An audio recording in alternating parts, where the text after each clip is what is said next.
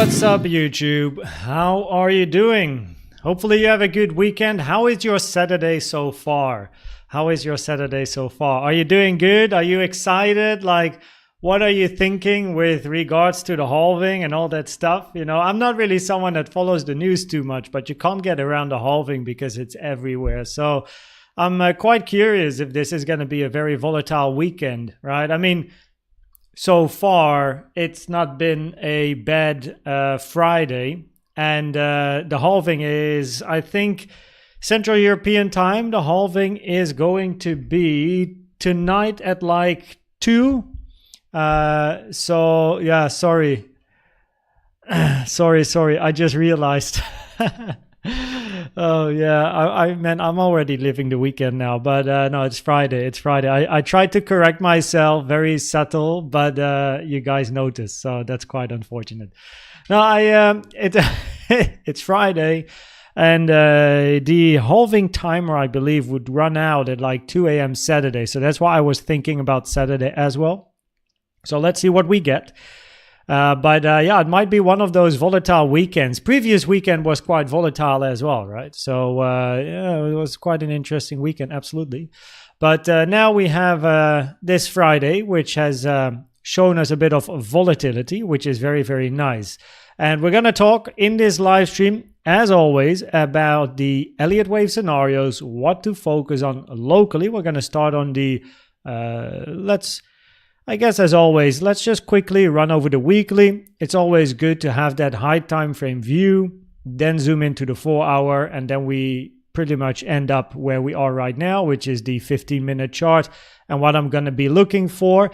And I also have something special to share for everyone that's in Discord, and you read the notification that I send out in the Bitcoin TA chat.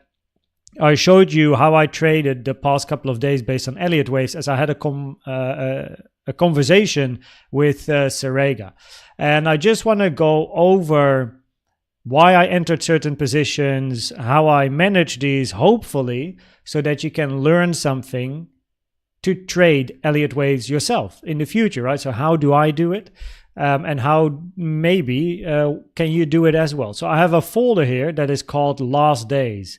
And this folder, as you can see, is full of text, trend lines, and then you have the positions as well over the past couple of days. And I just like to explain more about why I entered, what I saw, and also how to trade Elliott Waves. I suppose that that can be valuable for some of you that are interested in trading Elliott Waves, but you don't really know how to actually make it happen.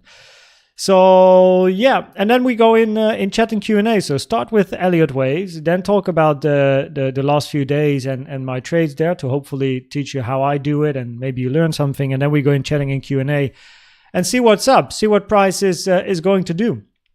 So yeah, welcome everyone. We have a poll running actually here. I like to do this now, just in the first couple of minutes of the live stream, see what you guys are thinking. Very simple questions, can be about anything, but today it's of course about the halving, a new high, a new low. It's very divided actually with regards to what you're thinking. I'm gonna run it for a little bit longer. See what you guys are gonna give me. Are you trying to make it 50-50 now? Is that the goal, chat? Is that the goal? Come on. Just push it. There we go. And okay. Hey, we got scammed. It's 50.49. That does not add up to 100%. Look, scamming. It already starts. The halving timer didn't even run out. So 50.49. That's incorrect. Anyway, what's up, everyone? Wow, so many messages to start with. Sarega, Joshua, Paula Behrman, what's up? Adrian, Moho, Vinicio. I'm going to answer this question, as that is, of course, why we're here. Rob, good morning in LA. Good to have you here from America. Here, what's up? Emoji didn't work there. It's time for a cup of coffee. Exactly. Relax. Still 45 minutes to finish the working day. And then it's time to get home and observe the show. No, Ionut, what's up? How you doing? One Drop Flotty, what's up? Mr. Schnitzel, B Channel, how you doing? Vladimir, Teropside, Mohammed, Mr. Seeb, Yeah, this was my bad. Are you from the future? I know. I'd lost a day. I just saw a trailer of the movie In Time from 2010 with, I think, Justin Timberlake and something like Time is the Currency. Quite interesting. I have not seen it. Can you explain what the halving means? I'm not too much into fundamentals. I'm not really sure if I'm the right person to talk to you about this in detail. I kind of know. But I just observe it as a news event because I'm fully technical, not fundamental. I don't really care about the fundamentals and stuff, which includes Bitcoin, as I just trade the charts. But I have some idea, and I bet many people in chat will know better than me, as I just trade the charts. That's all I really focus on. Paul, that's exactly what we're gonna cover. Cola, welcome as well.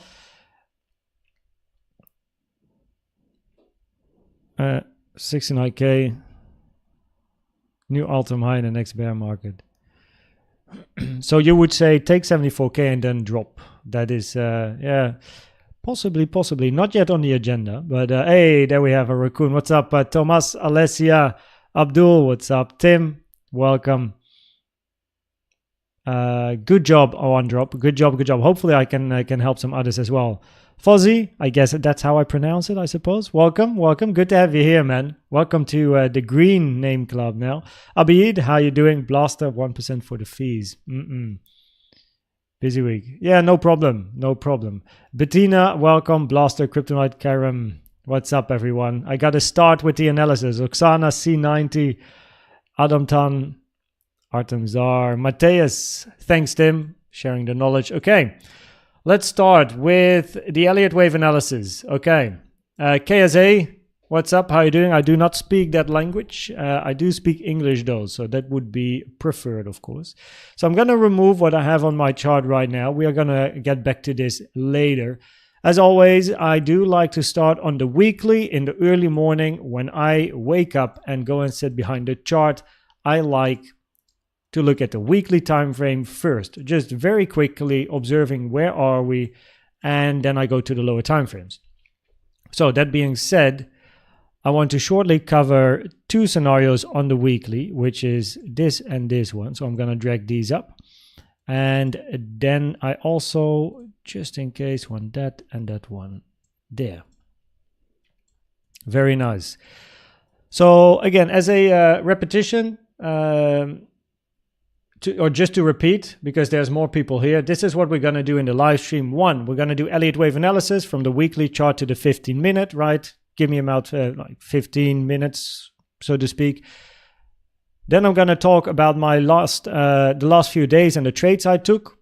There were, I think, 4 trades in the past 2 or 3 days, and I just want to explain from an Elliott Wave point of view, so Elliott Wave trades, and I just want to explain, it's this folder here, why I entered, how I managed it, and hopefully you can learn from it to trade Elliott Waves, in the future.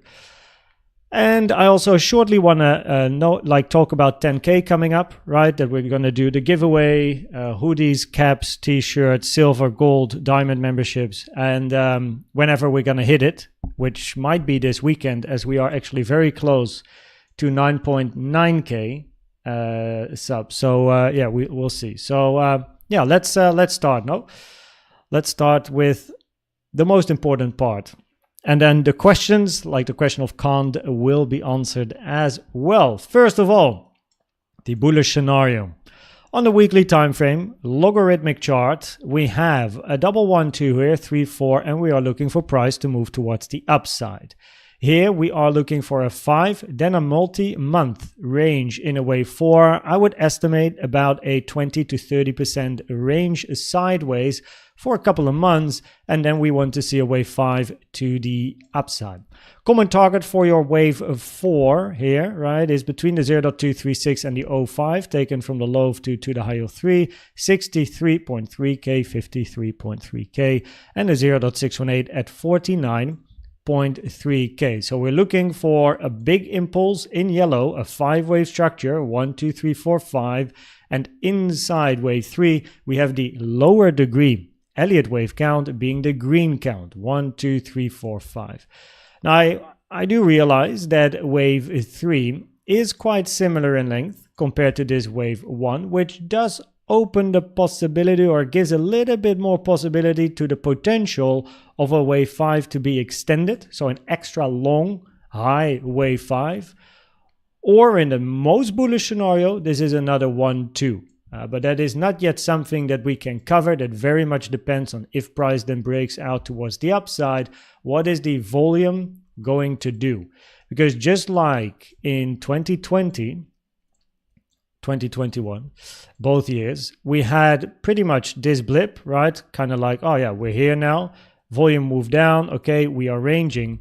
But then we broke out. And the candle that broke out here at that moment in time did not yet necessarily have a higher amount of volume. But what's important is your average volume was increasing, right?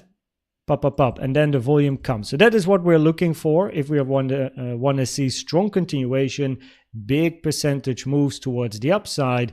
We want to see on the weekly time frame, so it can take a couple of weeks, we want to see that volume increasing. Now to the downside, we do have a weekly gap, which is this gap here, which is important support in case price does come down. Of course, we're going to talk about the range in a second, right? But it's still good to know where's the support, where's the resistance.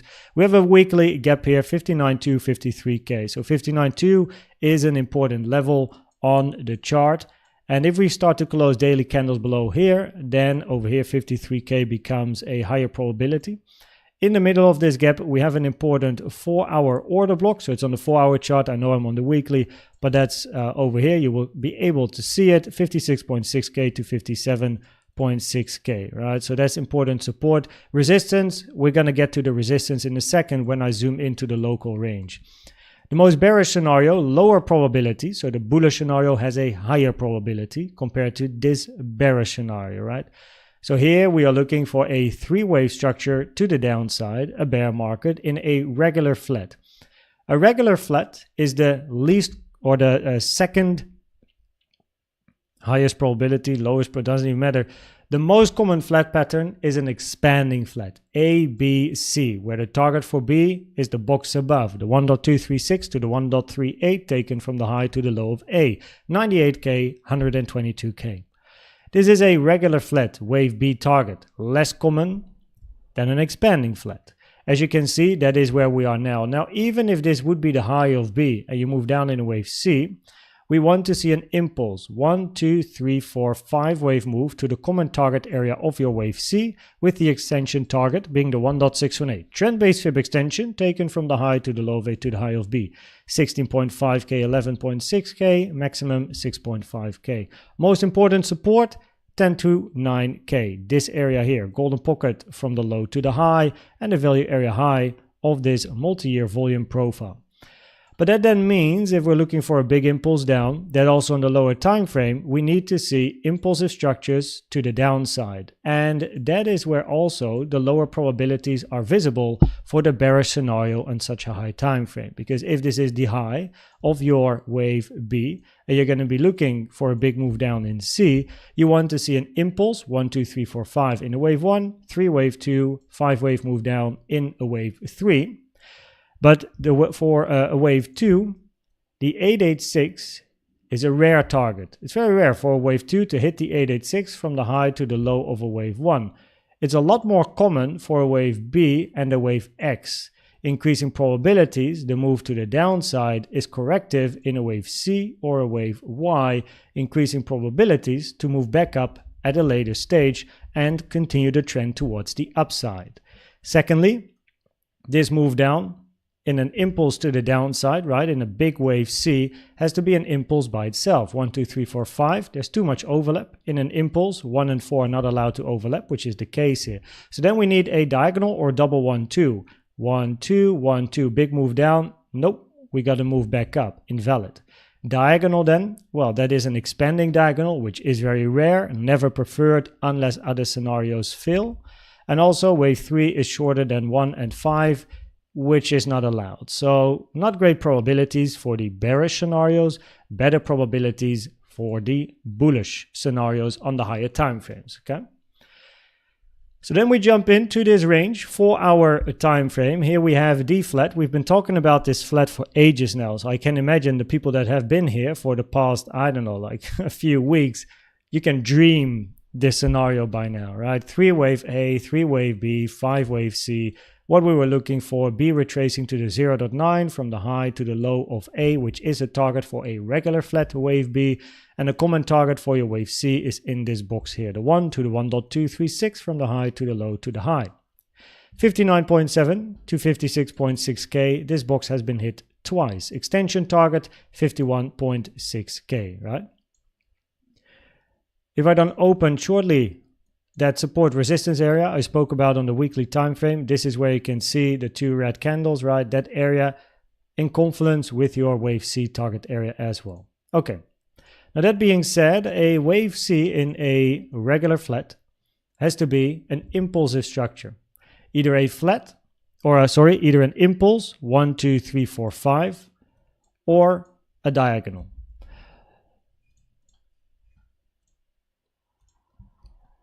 So, therefore, naturally, we are looking for a 5-wave structure.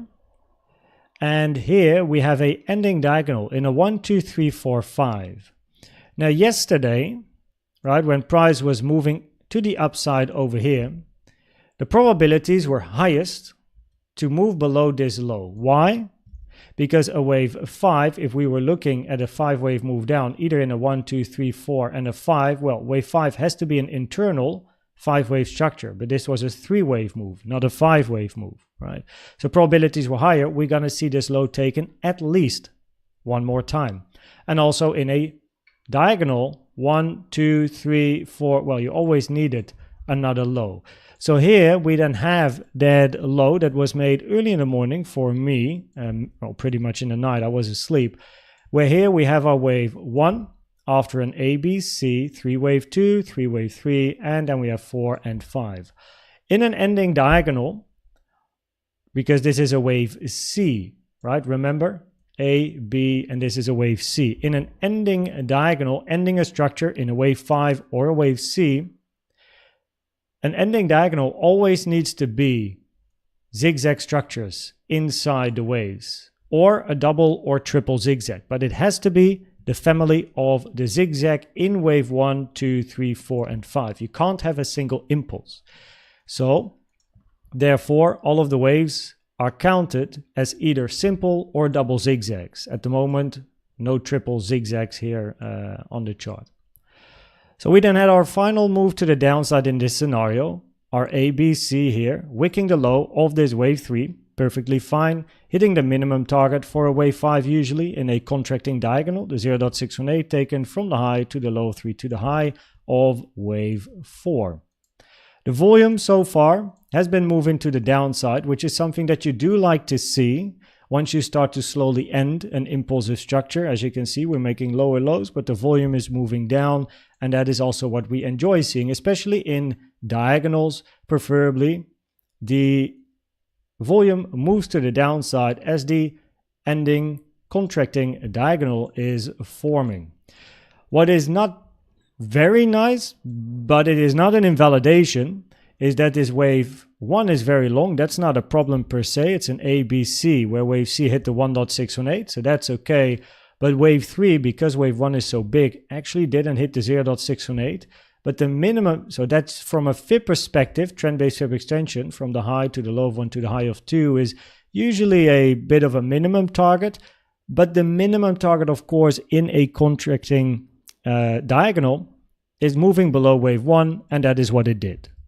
Right? So there's no invalidation of this scenario per se. This one, I think I explained why it's invalidated, so we're not going to cover that. So that is the bullish scenario, where then this move to the upside is counted as a new impulse. So the beginning, we're looking for a wave 1, 2, and then eventually continuation to the upside. Invalidation is the low. We're going to zoom in to the 15-minute in a second, because I do have some important stuff to share.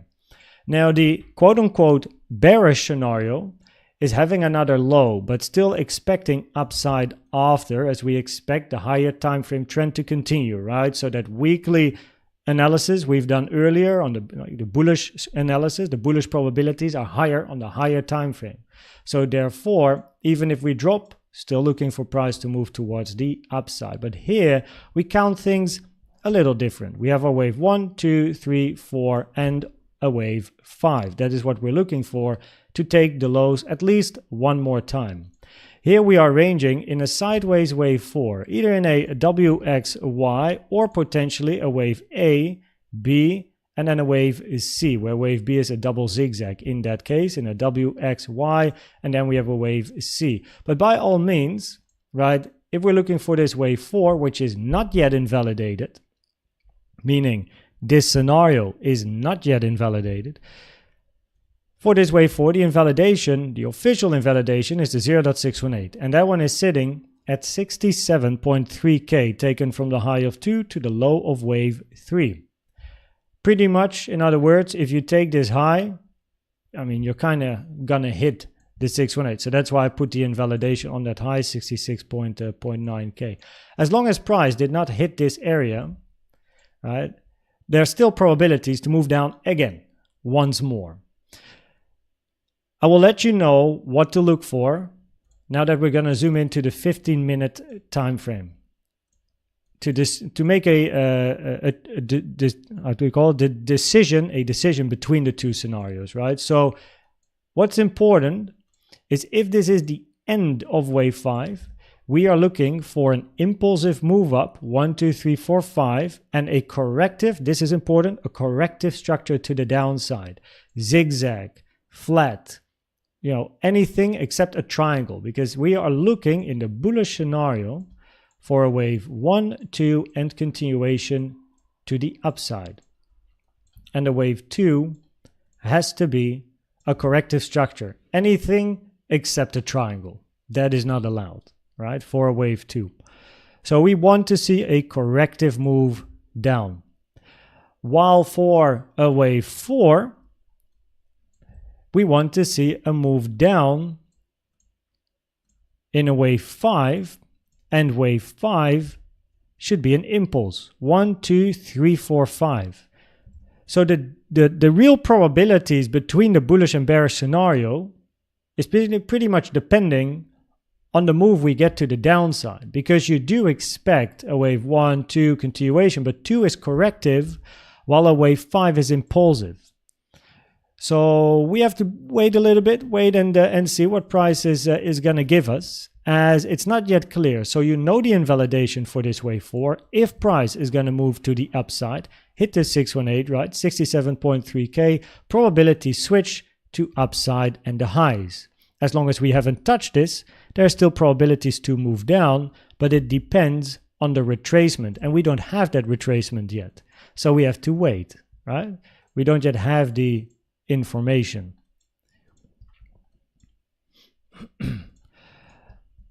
Now, from a Elliott Wave perspective, if we count this as A, B, C, it has to be a running flat, because wave C didn't take the high of wave A, and a running flat is very rare, that has to be said.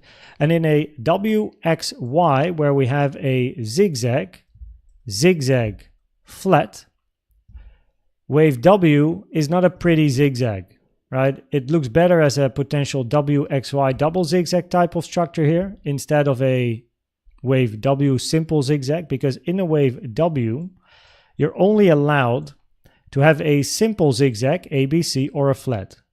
Well, clearly it's not a flat, so it has to be a zigzag, but a simple 535 here is not pretty. So that's not great. So I remain patient. Probabilities not too amazing for those two scenarios. But for me, wave 4, most important, simple 67.3K, hit that, switch, right? Okay. Now, with regards to local support and resistance, we had a little bit of resistance here. Nice little reaction, move towards the upside, ranging at the next resistance, which is here, 64.4K, 64.8K. This could now, of course, be flipped to support, 62.6, 62.9, and above us, we have 65.7 to 66.3K.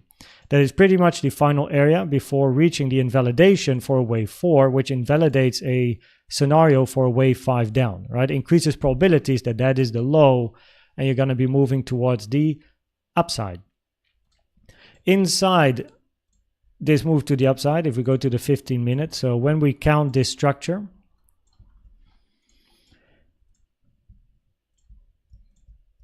So both in a wave C in the bearish scenario, remember we're counting this as a wave C, and in the bullish scenario this is a wave 1, 2, 3, or a wave C and a move down. But in both cases you're looking for a 5-wave structure. No? So we have our wave 1, we have our wave 2, we then have our 3, 4, potentially 5 in, maybe not. This could still be part of wave 4, right? Difficult to say. Let me go to the 5 minute, have a look.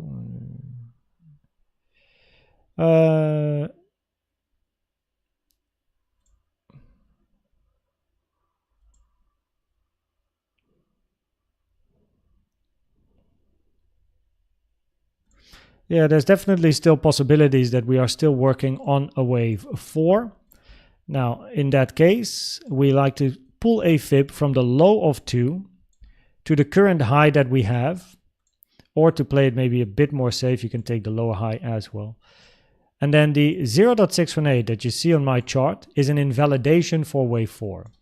So the moment you hit the 0.618 at 63.1k, a wave 4 is invalidated, and then you're either looking for a 1, 2, 3, 4, 5 that is finished, or an ABC. But in both scenarios, we prefer a 5-waver to be finished, and then the retracement is going to give us the information that we are looking for, bullish or bearish probabilities.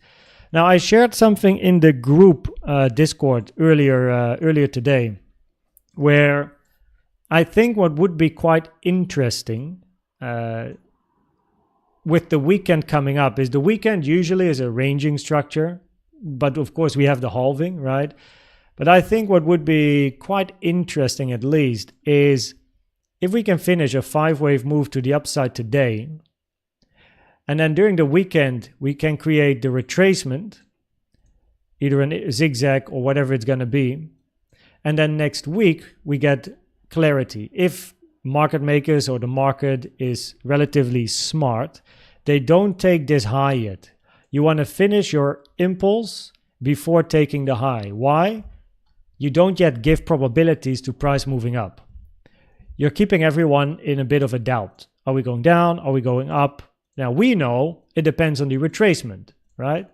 But from a market maker perspective, it would be good to not take 67.3k before the weekend hits.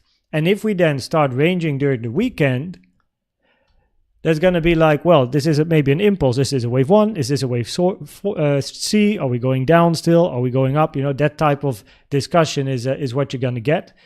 Yeah, by all means, we are looking for a 5-waver. And if it hits the 0.618, the retracement is what's going to tell us more, either bullish or bearish.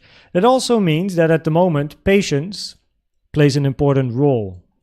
We know the support, we know the resistance, right? We know the resistance here, still a little bit, 65.7, 66.3. Let me actually pull this. I'm curious, where are we now? Value area high is there, and now this one. What did I have here? A daily and a daily naked point of control. Okay. And with regards to support, we have the 59.2k level, the weekly gap. And we have that support resistance level in the middle, right? 56.6, 57.6, okay? Now then we talk about how I traded with Elliott Waves the last couple of days. And then we'll go to chatting and Q&A. But I was talking to Sarega in Discord, and Sarega had a couple of questions about trading Elliott Waves and the different scenarios and probabilities. So just to answer the question, I decided to hop into the chart, get my previous trades out, and then show on the chart why I entered, explaining it in a picture. Now, the Diamond members can backtrack everything because before, during, and after those trades, everything's been posted in the setups channel. So guys, you can check it there. But let me add it on the chart. And we're going to go through this one trade at a time. So at least now you know this is since Wednesday. So this is the past 2 days, right? Have a look and hopefully you learn something on how I traded Elliott Wave. So I'm going to take you, by hand, I suppose, through the setups. Let's start with setup 1. I know it's a bit messy, but I did this quickly for Discord. So let's start with the first trade on my chart. This one over here. Price was moving towards the downside and I was not interested, but I told myself there was a support resistance box that I had over here, a target box, and for me that was the final support before taking the lows. So the moment that price broke support here, I entered for the first time. Stop loss at the 618. Why? Because there was some volume coming in and I was like, well, we might look for a potential wave 3, right? Maybe a couple of 1-2s, look for a 3 to the downside. I told myself as well as in diamond, I said, if price can move back above the resistance or support area, I'm interested in closing manually, right? And then maybe for an absolute minimal loss, but I'm interested in closing. So price moved down, moved back up, closed candles at the higher end of the support resistance box. At that moment, I was like, yeah, I'm not very comfy. Let me close here and observe. Then on the lower time frames, this is where Elliott Waves also kicks in. On the lower time frames, I counted a 3-wave move, 1, 2, 3. And then I watched the retracement, and the retracement hit the 0.618 somewhere here or whatever, and there was volume coming in. So I was like, cool, plan, we enter again, right? Looking for price to move towards the downside. I think my entry was a bit higher, but it doesn't really matter. My stop loss again was at the 618, which was taken from the high to the low based on Elliott Wave knowledge, right? If we are going for an impulse and we are looking for a wave 3 and eventually a wave 4 invalidation, 618. Now, with regards to the trade, you don't know how far you're going to go down. And this is where what we were talking about. So with regards to Elliott Waves, you can be right on the direction, but sometimes you have a very small trade and a small risk reward ratio, but still profit. Sometimes you're going to have a 1 to 20 R, right? The biggest trades I had in this, or two of the biggest trades I had in this bull market so far were before my holiday. One entry here, closed them here before I went to South Africa in March, for the people that are here for a bit of a longer period of time. So you don't know, right? It's all about management. But I know at that moment in time, probabilities are towards the downside from an Elliott Wave perspective, losing support resistance. So here was my entry, and then I took take profit 1. Why there?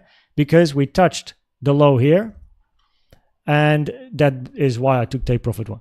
And then we had price moving down, hitting 60K. Now, the moment it hit 60K, I wasn't interested yet, but I took my take profit 2 the moment I saw the retracement, some bullish CVD, and not really continuation. And then I took take profit 3 as well, as price moved up with small 3-min bull CVD. And then eventually my stop loss was in profit and was probably hit somewhere here, I believe. Elliott Wave trade. Trade number 2 was actually soon after. We had a move up, we had a move down. I got to go to the 3-minute time frame for this one because this was actually a 3-minute trade. It's quite rare that I do that. So here, this one, number 2, we had a move up and we had a clear 3-wave move down, right? Very clear 3-wave move down. And then we started to grind to the upside here. And I was like, okay, I am quite interested in joining because we have a 3-wave move to the downside. But if price breaks the high, I want to see continuation. I don't want to see it break the high and then move down. Because this type of stuff, right, these grinding ranges to the upside, there is the possibility for this to be a double or triple 1-2, especially if you get some bullish CVD divergences, which we had on the 3-minute time frame. That's what I wrote here as well. Entry was volume, CVD, and looking for a potential zigzag to the upside in the bigger scheme of things. So I was like, okay, that's quite interesting. Eventually, this candle gave some volume. We hit the 886 from the high to the low. Therefore, I entered somewhere here. I don't know. But I always prefer safe, right? Stop loss below. Potentially, we get a bigger run to the upside for a bigger move, right? In a 1, 2. So I was looking for a potentially bigger zigzag. 1, 2, 3, 4, 5. We didn't get it, but doesn't matter. Because price started ranging here for a while. I was like, well, we didn't really get the continuation I was looking for. And it was starting to get late as well. This was 8 p.m. and I wanted to do other stuff.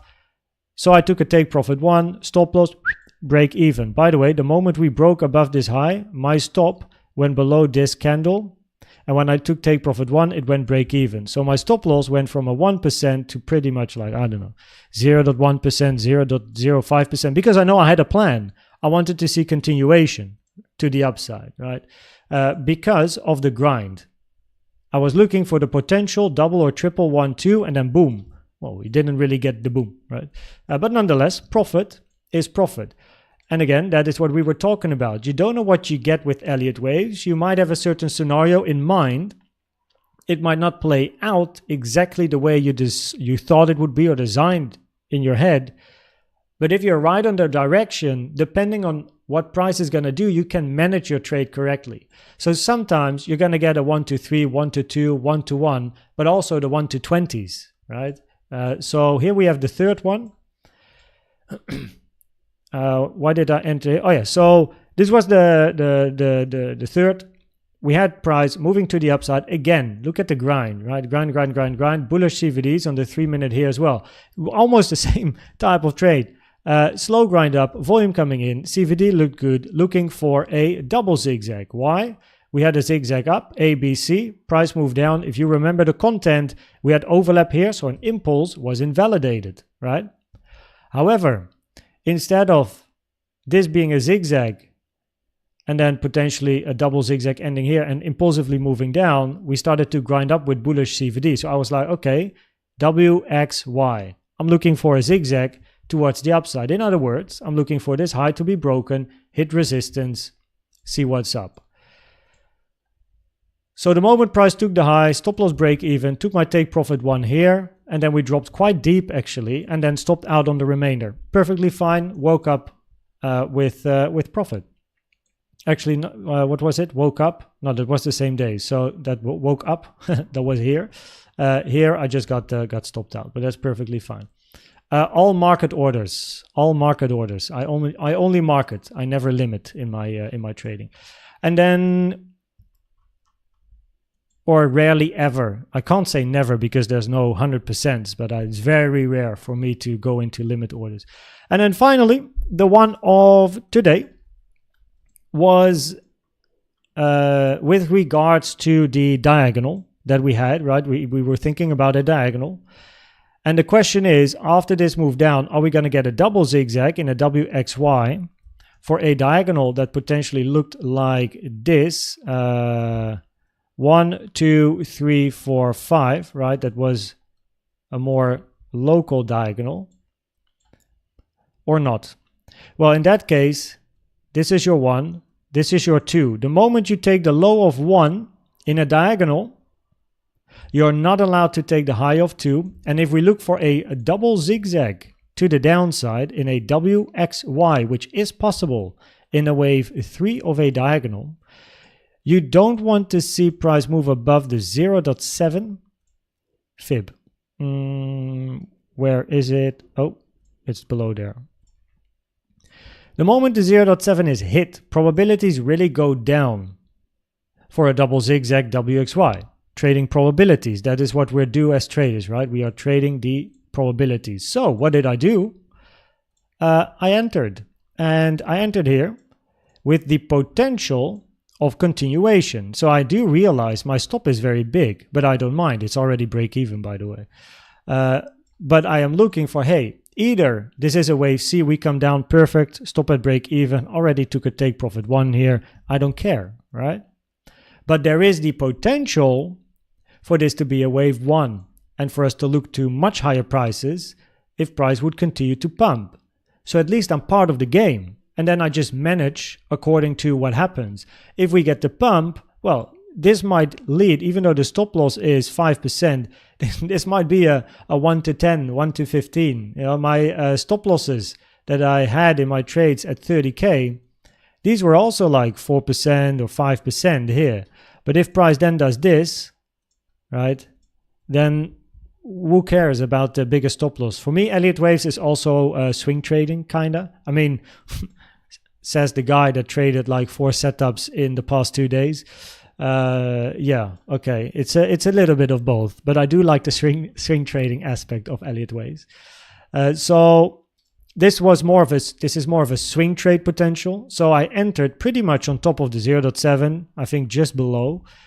And stop loss below the low. Why? This is the invalidation. Now price moved up. As I explained, I'm looking for a 5-wave structure to the upside for a potential wave 1. I already took a small little take profit 1. My stop is at the moment at break even here as we speak. And yeah, I know what I want to see. I know when I want to get out. I know where I want to take my take profit to. I know all that stuff. I have the potential for a very big move. And if I get stopped, I'm simply going to observe, bloop, yeah, and oh, potentially, yep, and add another one. Go and start a new trade. So I don't mind. This is so far a very short move. Big stop loss, short move, you know, no problem. I don't mind because there's the potential for something much bigger. Of course, I do want to have a clear 5-wave structure, or a nice 5-wave in here for potential 1. And we have resistance above, which is quite interesting still. So if we do get a retracement towards the downside, yeah, I think I might for now at least keep my stop break even. Because if price, and this is again Elliott Waves, if price just does this, I'm part of the move. But if price is going to retrace, then I can, and this is where I suppose a certain amount of knowledge comes in, of course, as well, is if price is moving towards the downside and would hit my stop at break even, I already had a TP1, a small one as well, so it's always going to be a good trade. But depending on the move to the downside, I can then decide if I get stopped at break even, do I want to enter? Do I want to wait? Does this look impulsive to the downside for new lows? If so, I'm going to add at a later stage, right? I'm just going to enter a new trade. If we are moving down correctively over the weekend, I can potentially trade something new during the weekend, right? So I can add or start a new trade in the weekend as well towards the upside or potentially the downside, depends on the structure. So I have freedom. And I just wait and see what price is gonna give us. So if we take a fib from the low to this high here and keep an eye on the 0.618, right? 63.1k is the maximum target for wave 4. Yeah, potentially 1, 2, 3, 4. I like this resistance, to be honest, if price can hit it, and then we'll see. And if price decides to move down, stop me out at break even, no problem. Because if I do see that we are gonna range correctively and not impulsively, then what I'm gonna do is I'm gonna look for a new long entry, but then I have a better stop loss, shorter risk to reward. Because if we are ranging, and then we start to move up and I get a bit of confirmation, right? Then out of nowhere, my entry is here and my stop is here, which is much better, right? So I can, depending on new info, I can also reduce my stop loss. And get a better next trade. And if it doesn't hit my stop loss break even, I'm just looking for upside. So, yeah, daily swing trade, I know. So yeah, these were the 4 setups that I've taken in the past couple of days. And that's also for the diamonds here. You know, in the setups channel, everything was there. This is not put on the chart randomly, right? This is all already written down and everything in advance, like I have here. And literally what I wrote here is what I also said here. And along at the 0.7, tata, right, looking for a move up. It's exactly everything that I've short. So this was a potentially limit order, but then we dropped down. We took this low, so I removed my limit here. I was looking for a short, but after the low got taken, I wasn't interested anymore. So, oh yeah, here, this is the long trade from that this was trade 2, I think, in the list. So yeah, most of the trades that I take are always there, but I just like to keep them up to date. So anyway, hopefully it shows you a little bit on how you can use Elliott Waves to trade. It's a lot about, of course, knowing the theory is one, but knowing confirmations and invalidations, I think, are very beneficial, right? Invalidation 618, right? Over here, 0.7 hit, looking for a move to the upside, right? So, yeah, looking for a double zigzag here as price was grinding up with bull CVD. I wasn't just looking for a move down. I was looking for a double zigzag and price to move into resistance. So yeah. There was another short I had at 68, which was over here as well. And I took this one, this short, which I closed, I think, here. I took this one because we dumped into volume. We moved into support with increasing volume. So I was looking, okay, there's the potential here for a wave 3. And my stop was again from, at the moment, I don't know, I think this high to the low here, the 0.618, entry somewhere here, and then just observing, waiting. Okay, this is where I started to take profit. All right, so that was a longer trade, at least one full day. So yeah, hopefully it teaches you something on how you can trade Elliott waves yourself. Yeah,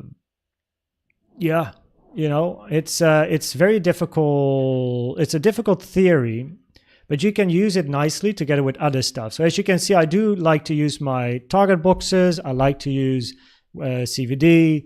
I have my horizontal levels here that are inside these boxes as well. I use volume, of course. And then I use the probabilities from an Elliott wave point of view, and I use the theory. Oh, this scenario is invalidated. Okay, interesting. Entry, pop, and then just look how it goes. No, so yeah, hopefully you learned something. Feel free to ask questions, and that actually brings me to the 10K coming up, which is the sub count. Of course, we are at like 9.8 something at the moment. I have surprises for you. I have giveaways for you, but I have one surprise for everyone. And it's already prepared. I've been going on like this surprise that I have for all of you is the channels are hidden in Discord and also in Telegram. And I already prepped this. I've already been keeping that up to date for the past pretty much week or couple of days. So it's a surprise I have for absolutely everyone that follows the channel here. Sub or no sub, doesn't matter. Everyone has access. So that is coming with 10K. And besides the surprise that is for everyone, for the 10K, I'm going to do a live stream. It's going to be a party stream where I'm going to give away 10 silver memberships, 10 gold ones, couple of diamond, 5 t-shirts, which are branded with Koens, as that's the logo, 5 hoodies, and 5 caps, all with Koens as well. Very simplistic. I like it simplistic. Navy blue. It's beautiful. I'm going to get the hoodie tomorrow. It's going to arrive tomorrow afternoon, and the cap and the t-shirt, I think I'm not sure if they are going to arrive before I hit 10K. I don't know. Maybe they do, maybe they don't. But I first ordered them myself, like 1 per piece, because I want to know if the quality is good. I did take the expensive stuff because I want you guys to receive quality shit and not rubbish shit. So it's quality, it's expensive, but I still want to observe it because I need to feel it and see it for myself. Yeah, hopefully that goes well and everything is good. And then we're going to do lots of giveaways. So later today, I'm going to make a video. It's going to be on my channel. I'm going to upload it. It's not an update. It's just me talking in the camera. It's going to be an unlisted video because what I need you to do for the giveaways is I need you to comment on the video. It's not for the algorithm because it's going to be an unlisted video, so it's not public. I'm going to share it in Discord, Telegram, community post on YouTube, but not on the channel because it's a Bitcoin channel, so I don't want my face there out of nowhere. But what I need you to do if you want to participate in the giveaways and stuff is to reply with a comment there, because I'm going to use a website where I can then take those comments and then I can use it for the raffle instead of making things very complicated. This works easiest. And then during the live stream, I'll repeat, so people still have like 10 minutes to write a comment if they want to, and then we'll see what happens. So the merch, by the way, as it's, I guess, called in a way, but I just call it hoodie, t-shirts, and caps. I don't have a merch store. I've never done anything like this. So this is the first time in my career. The Koens, my company, as in Koens, exists since like 2016 or 2017 or something, because I I do other stuff as well. So it's not like trading or YouTube, but Koens is like the brand that I have from the past. I've never ever ordered stuff for my own, like with my branding. So, so it's the first time for me as well. And yeah, we'll see. So it should be quite interesting walking. Of course, I'm gonna wear my hoodie on the stream. You know, if I get it, I don't know when we're gonna hit the 10K, but if we do, I'm gonna wear my stuff for whatever has arrived at the time. And then yeah, it's gonna be a fun stream. So yeah, I'll of course write the instructions when I post that video, but I shouldn't forget to actually make it today and then share. I'm gonna share it.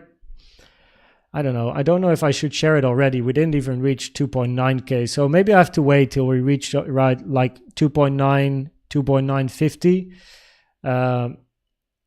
and then upload it. So it's not like too far in advance, if you know what I mean. Okay, so let's go into chatting and Q&A. Sorry guys, I just wanted to immediately do the analysis, talk about the 10K, and show my trades. And now we can chat and have a good time. So Elliott Wave analysis at. Now the question is, when did I start? When did I start with my analysis? We have to go up. I have to put the timestamps on, and we started the analysis somewhere here.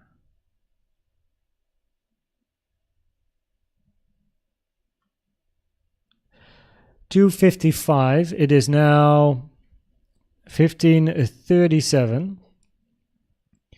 Okay. So, and the stream is 54 minutes, almost 55 minutes now.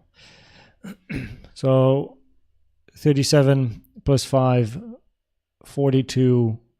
55 minus 42 is 13. So we started at like minute 13 then, somewhere there. Now chatting and Q&A.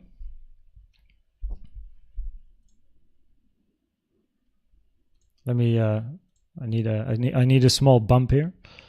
There we go. Okay. Ooh.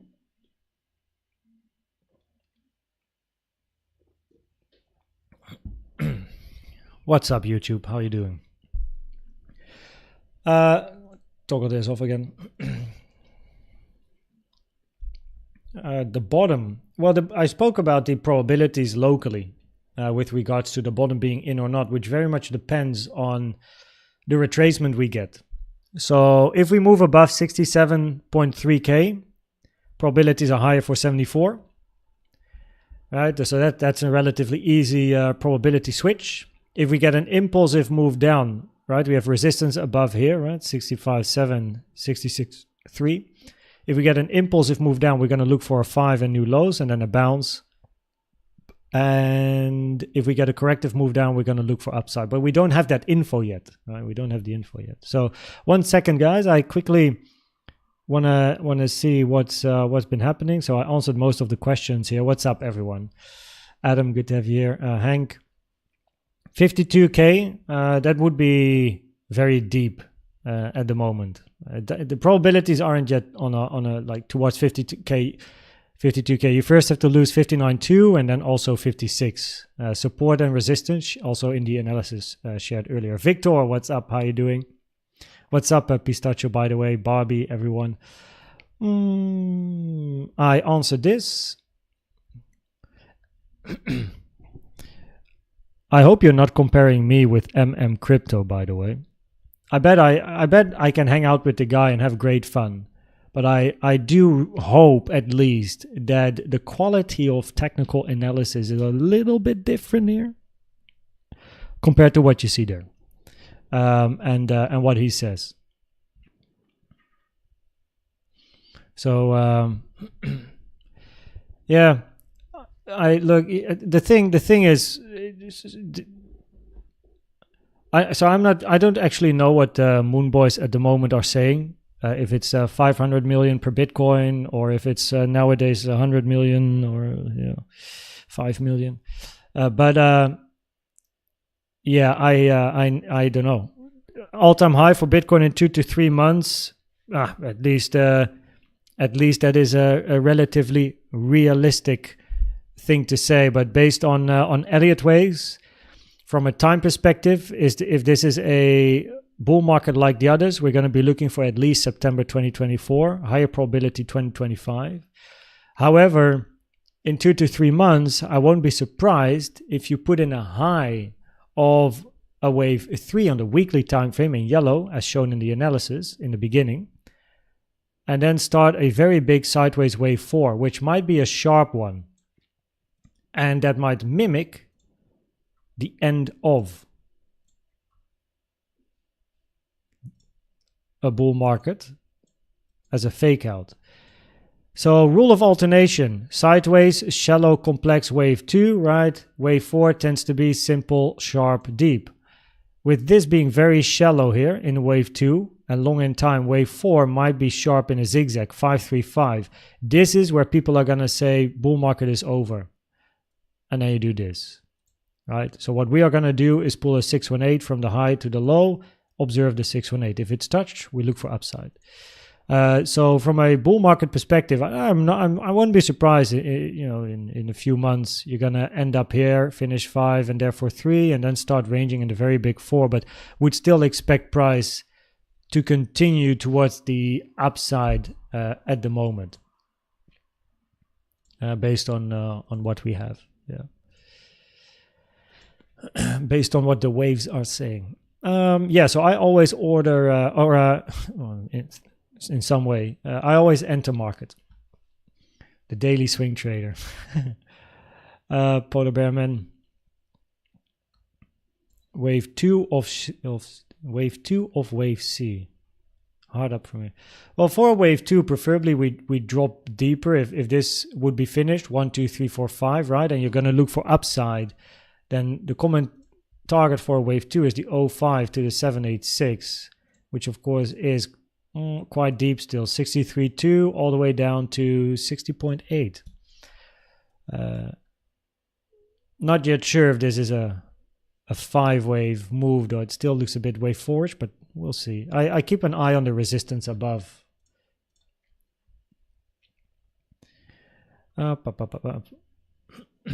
Yo, cheers, Adrian. Pleasure, Thomas. Welcome.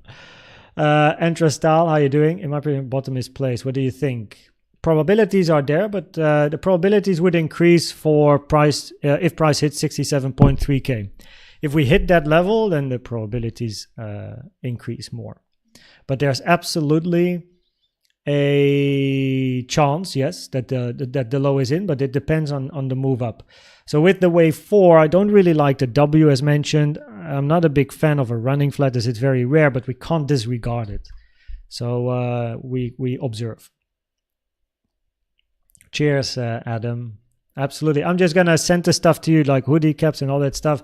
I'm the one, taking the course. I just do international shipping to wherever you live in the world. Daddy Co. Yup, pistachio. The Discord link is working, but if you have a very new account, then let me go here and then go there and then go there, because you're going to end up in the ban list. Because if your account is younger than 3 days, there you go. There's an auto ban as a protection against scammers, as scammers tend to make very like new account, and then join. There's a high probability, by the way, you're going to get a message from some guy named koenztrading on Discord the moment you enter, because that's what happens in all of the groups. It's scam, okay? Read legal, read the legal channel, and I will never out of nowhere add you as a friend or message you. Stay safe, stay safe. The video will be shared the moment I probably hit like 9,950 subs. You know, I don't want to do, I don't know how many days it will take to reach 10K. I don't want to have it online too early. So I can make it, and then at least whenever we hit whenever we start to get close to 10K, I can post it, and then during the live stream also mention it. So at least everyone has enough time to write a comment. So It's going to be shared, everyone. Cheers, cheers, guys.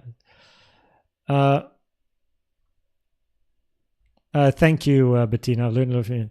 You've also been asking many questions in gold. So Bettina has a gold membership, which is the Elliott Wave course. So, and you've been asking many questions, which is good because that's the way to develop. That's how Pistachio, who's here as well, that's how he got so good in Elliott Waves. He asked questions, you know. That's good.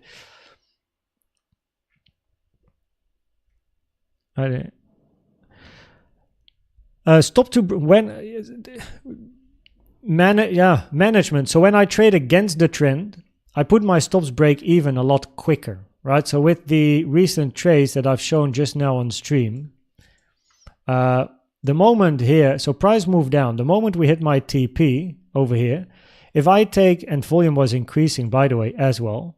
So I'm thinking, okay, there's a potential wave 3 here, right?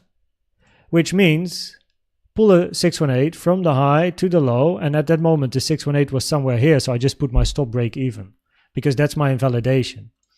In this case here, right, I entered on the break and then take profit 1 because we started ranging sideways, and then I didn't see the explosive move I actually wanted to see. And just because of this also, I was looking for an explosive move up. So I didn't want to come down to my entry here and hit this level, because if we're looking for an impulse, 1, 2, 3, 4, 5, you don't want overlap between this high and the wave 4 low. So I knew, well, my entry is below this high. I take my take profit 1, stop loss break even. I don't want price to go down there.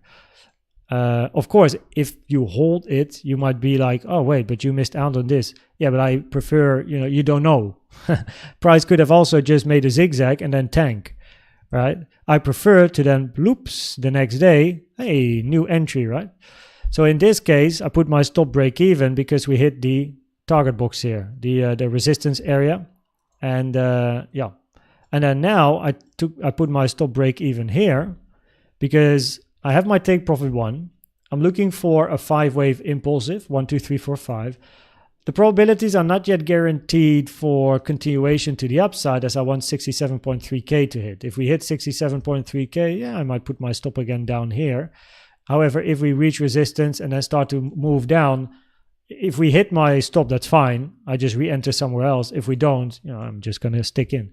And then depending on the move down, if it's an impulse, we're going to look for the low. If it's corrective, I'm going to look for the high. So I can always re-enter, right? Based on my Elliott waves, I just plan the next one and try to swing it if we get some sort of more confirmation to the upside. So it's very different per setup where how I manage it with regards to the stop.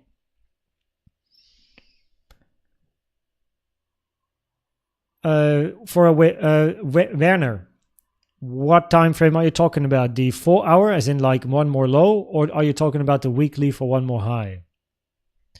I can show it on stream.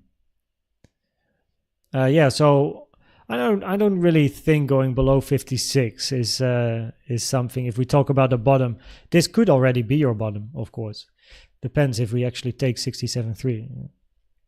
But yeah, if we do go down, then from a diagonal point of view as well, you don't want a deep drop. So low 50s, no. Mars77, cheers, thank you. I really enjoy it. Keep up. From Slovenia, what's up? Welcome. Good to have you here, Mars77 from the Netherlands, or I am from the Netherlands. But yeah, thanks. Appreciate your kind words, sir or lady, or whatever you identify as. Nowadays, you got to watch out, you know, if you say that stuff. You can't say sir or lady. You have to like also think about, you know, never mind. So we go to 66k, then dip again. Currently, probabilities are highest for a 5-wave move and then a retracement to finish either a C or a 1, but that very much depends on the retracement. There is a very slim chance you might be thinking, and this is, I saw some people talking, a 1, 2, 1, 2, but the weekend is coming and the weekend tends to be ranging. So I prefer to, and it's already 3 p.m. Central European time, so I therefore probabilities are higher to just finish an impulse and start ranging sideways over the weekend compared to 1 to 1 2 and get a very big move before the weekend. But hey, I'm not complaining if we get it, right? It's just from a probabilities perspective, I don't really think we're gonna see something very crazy. I'm not really too much involved with altcoins, but so on the channel we will do a altcoin analysis every first Sunday of the month. That's what I've decided. So we did one here in Feb. I was gone in March because I was on holiday the whole month, and I got married, which is kind of like reason for, and so that's going to be another one coming, but I might do one before because I didn't do one in March. So I don't know, maybe this weekend we'll see how it goes. So I don't really know. I can't answer the question. Safe to sell depends on your plan and strategy, my friend. Depends on your plan and strategy. He likes to trade on the phone. Like I find him an amusing guy. Like it's just like when you watch television and you just watch something and put your brain on zero, but you just enjoy the show. You know what I mean?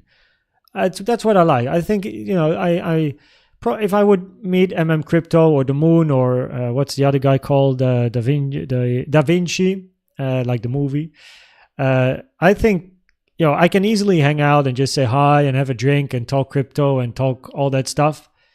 But it's not my type of analysis. But it's for me it would be more of a type of certain comedy or something.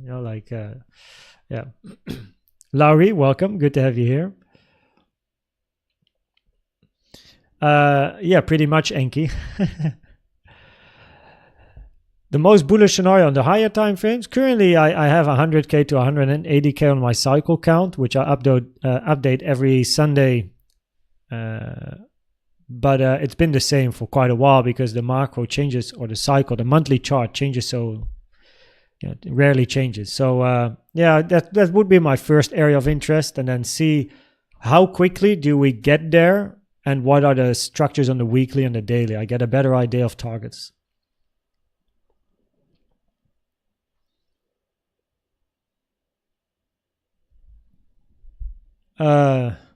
Maybe. I can't look in the future, unfortunately. What's up, Dealey? How you doing, man? How are you doing? Did you find me on Steam, by the way? Man, I still have to log in. I know Laura. But I rarely ever watch other analysts. But I like that Laura, she's very, very analytical. I like that. I sync with that as well. Like very analytical, very detailed, which is something I like. Cheers, puppy. You weren't banned, of course, for misbehavior. It's just the auto-ban system to avoid scammers. Accounts younger than 3 days. Yeah, probably, Christian. I'm Koens. I'm a real Koens. 500k. Shoo, victory, yo. I mean, I got to give 500 things away. I don't know. It's just we'll see. When I started the channel, I just shared some stuff for people that I knew, but it kind of got out of hand, and here we are. So everything in the past year has been very unexpected. It completely changed my rhythm, my routine, also work, because I had a startup company, a startup business, which I had for a few years, and like 2-3 years, and I enjoy YouTube more. I enjoy the community. I enjoy engaging. I enjoy chatting. I still reply to every comment I have received since the 20th of February last year when the channel was launched. I just enjoy it a lot more than the other stuff. So I quit that. So I just enjoy it.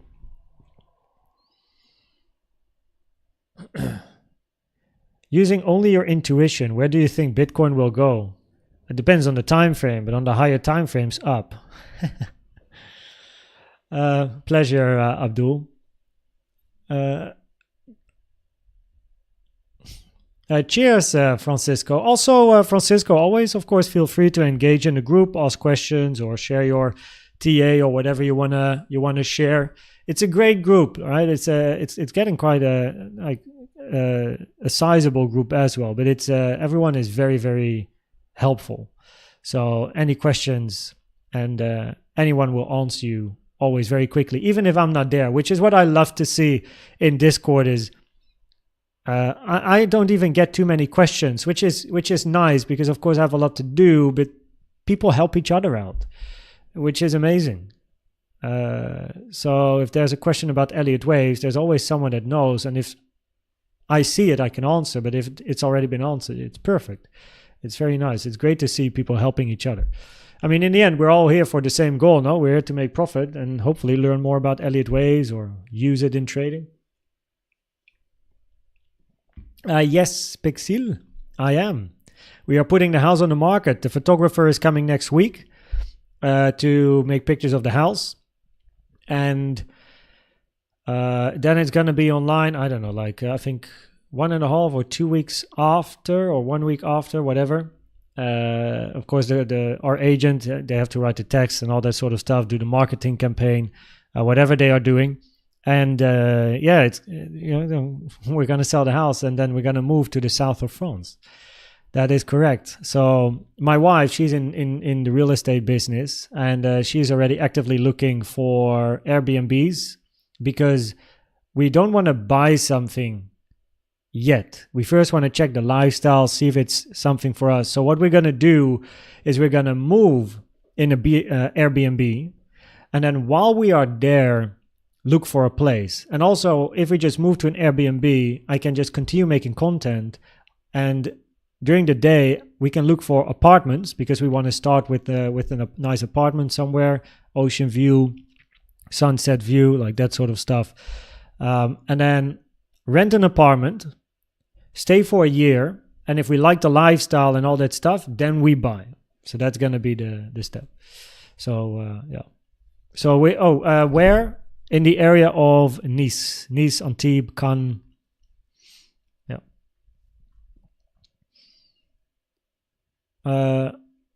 Yeah. So if you don't have an account on, so I trade on BingX already for a very long time, even before YouTube.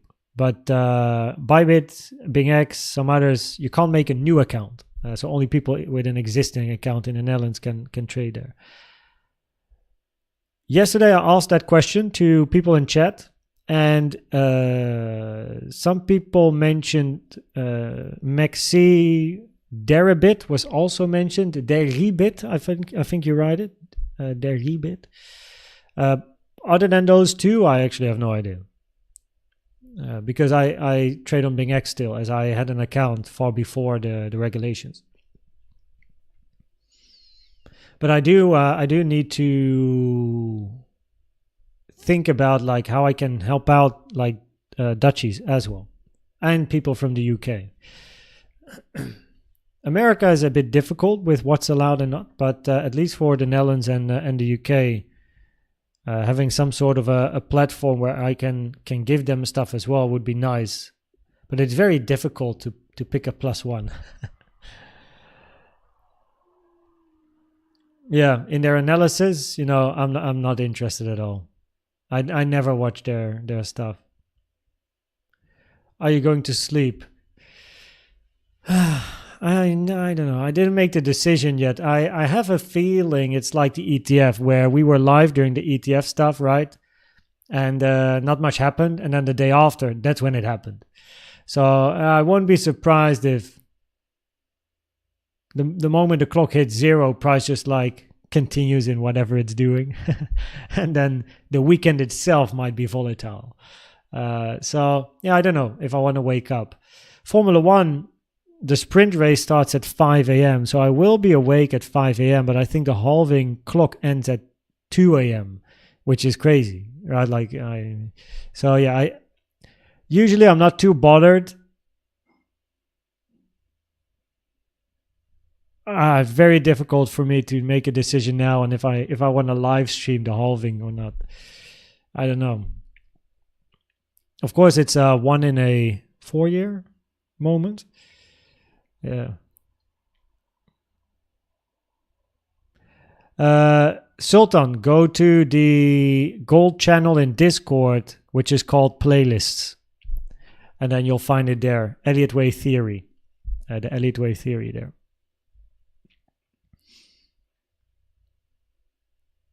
What's up, Mark? How you doing, eh? How are you doing? How are you doing?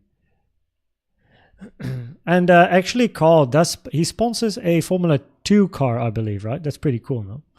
But yeah, I never watched their stuff. I'm not really in the Moon Boys things. I started there though. When I started in the industry, you know, I mean, that's the first thing I saw on YouTube. Showcase it on celebrity homes. I'll call them. Yeah, not a celebrity though. Yeah, exactly. Move and rent somewhere to get a feel for the area. Exactly, Matchy HK. That is what we're gonna do. We're just gonna move, get a small apartment somewhere, just a nice view, and just a good place, and then take it from there. Put some percentage of your house for the bull run. Of course, that's a personal choice, but at the moment, I did not make a decision on that, and it's quite unlikely I want to do that at the moment, at least. Let's first sell the house and then see what's up. Cannes is really better than Nice. Be advised. Thanks, Pierre. Appreciate the recommendation. Yeah, of course, we're not locals, but I mean, my mom is French, and she's from Paris, though. We always went on holiday every year when we were younger to the south of France, Fréjus, Le Mouy, you know, close to Saint-Tropez. And so I know the area a bit, but not lifestyle-wise. Lifestyle, people, activities. So yeah. But yeah, we actually have a friend with his girlfriend that lives in Cannes. Where was it? Oh, here. Yeah. Is this all is liquidity play like a Entra-style? Oh, it's a little bit awkwardly written here, but yeah, I mean generally, of course, market looks for liquidity. No. Stops. Liquidations, buy, sell areas, like pools of liquidity, especially for people with bigger positions. They need areas of liquidity to buy or to sell, to go against what retail does. So with price moving down impulsively, people may be getting scared, selling positions. Oh, we're already testing the same support for the third time and whatnot, but they then sell into bigger positions. So yeah. It's always liquidity. 30 minutes from Monaco. Mm-hmm. And the train is very efficient as well between, on the south coast. Bruno. Yeah. So in the past, I mean, when I started the channel and we started to grow to 1,000 subs, I asked Discord what platform they use. So I decided, okay, I'm going to have 5 partners. Now I trade BingX, so preferably I just had BingX, but I wanted the community to vote. So I had Maxi, BingX, Qcoin, Bybit, and one other one. I forgot that one. And then I was like, okay, guys, these are the partners. These are the links. You just vote. If you are interested in what they do and the campaigns and that sort of stuff, you can always register, and then just based on the numbers, we saw like, okay, well, BingX was most popular, Maxi was second, and then on the third spot with absolutely like zero volume at all was Bybit and Qcoin, and I forgot that other one. What was the other one? Femex. Oh yeah. Femex. That was the fifth one. But yeah, BingX was voted one, and since that moment we have it as a partner, and it's also the platform I use. So I like that, to have the partner that I use myself. I think you should. It might be fun. What might be fun? I think I'm running behind now. On the daily time frame, right? This is higher time frame. We expect continuation of the trend. The probabilities are highest, at least, for continuation of the trend, where you don't want to hit 49.3k. It's the beginning of the analysis at 13 minutes. That's where I talk about it. So, never liked Paris myself. I think with Paris, it's in a way, so I enjoy sightseeing and being there, but I don't know, it changed, right? In the past, you could walk underneath the Eiffel Tower. There were no borders, no nada. You didn't have to pay an entry fee to just walk underneath and observe it and all that stuff. And now they have it's all closed. There's fences all around. You can't get in without buying tickets. And I don't know. There's lots going on. Yeah. Of course, I visited regularly, but it feels maybe a bit like it's moving a bit backwards, a bit overrated as in like the city of love. But it has very nice elements to it, of course. I still enjoy going there, but yeah, it's moving back a bit, I suppose. Thanks, Peter. Appreciate it, sir. Yeah, it's quite an exciting year. A lot happening this year. Got married, moving to the south of France. Probably this year we should hit 10k. Yeah. Isolo, I would recommend Pizza to check the analysis because yes, there is the potential for this to be the low, but we do like 67.3k taken. Else it depends on the move towards the downside we are eventually expecting after a 1, 2, 3, 4, 5. We expect a retracement. If it's an impulsive retracement, we look for lower in a potential 5. If it is corrective, we look for continuation to the upside. So the retracement will give us that information, but there's absolutely the potential for that to be the end, yes. Expect the unexpected. You always have to think about it at least. Wick down, pump up, using Bybit. Yeah, that's where I started back in the day. Quick email needed. How you doing? You are short or long in Bitcoin? Long. The halving live stream. It's 2 a.m. Phew. I also need a little bit of sleep, eh? Yeah. I don't know. Like, you're here now, right? It's probably daytime for all of you. Are you going to be awake at whatever time zone you like? Of course, Americans, for you it's like probably in the evening, but for the Europeans here, you're gonna be awake at like 2 a.m. in the morning, or like what are you gonna do?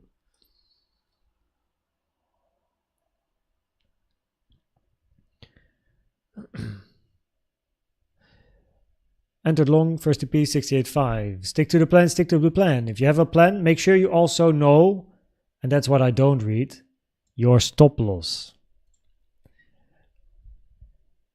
Yeah, this is also the feeling that I have. I like my sleep. If I don't sleep enough, yeah. What's up, random name? How are you doing? There's a Liberty statue in Paris, close to the Eiffel Tower. It has many highlights. So, and I've been there many times. The grandparents or the parents of my mom lived, I mean, arguably still live in Paris. My grandpa passed away many years ago, but my grandma's still there. So, so yeah, I mean, I still visit regularly. Sometimes for business, I have to go to Paris as well. I once had a very big speaking engagement in Paris. Yeah.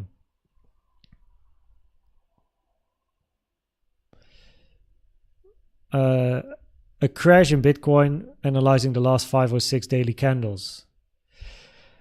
Yeah, we'll see. You know, there is still the potential to of course move down, as we said. Depends on the retracement. But crash, I don't know. Crash can be 60, 56k, 59k. It doesn't have to be 15k, if you know what I mean. Europe, yeah. I mean, there's a lot of shit happening, of course, in Europe now. That's for sure. With everything especially everything that's happening, unfortunately, in the eastern side. But also in the western side, of course, with like we had a couple of years ago, the terrorist attacks in Paris. The Netherlands was on high alert. Like there's so much happening here. So it's, yeah. but I am not a politician. I don't know a lot about that stuff. Just try to do good yourself, and then at least you add one more person to the list of do good. Sleeping, yeah. Being awake and watch a Chinese GP, yeah. Sprint sprint quali was really nice. I love the sprint quali. First of all, I love that Zhao made it to Q3 for the first time this season, getting out of Q1 for his home audience. That's great. I mean, I did miss the circuit. They didn't visit for 5 years, and I'm already a very long time viewer of Formula One. So it's nice that it's back on the calendar. Go to bed early, wake up early. I think I might follow Peter and Dexter though. I think the halving will be a non-event. Yeah, I mean that's the feeling I have. I'm already in a position. I already managed it. Yeah, I don't have to do it from a trading point of view. Because do you think this impulse has ended? Yeah, there is potential. I mean, 1 2 3 4 4 4 final move, 1 2 3 4 5. There is the potential at least for a finished 5. Bit of an interesting area to it's so the resistance. We have a small 50-minute order block, but I don't really. For me, the resistance that we actually have above is better. I would like to see that hit, but we'll see. We'll see. By all means, if we are looking for a wave 4, maybe I should keep the 618 on my chart. In other words, if you want the impulse to continue, the 618 shouldn't be hit.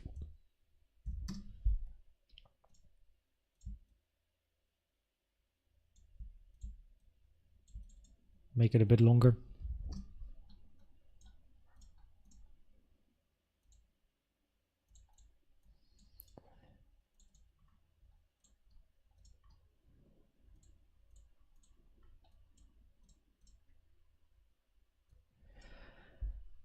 Dun, dun. Yeah, CVD is not really showing anything. Price ranging, CVD sideways. There's no not really anything happening really.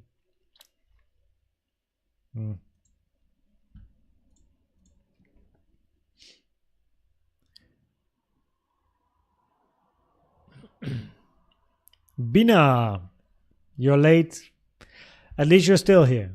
Welcome, Bina. Good to have you here. In the UK, halving estimate keeps changing. I don't know how many clocks there are or what the time is. What's Match HK? What's the time in the UK now? Estimated time?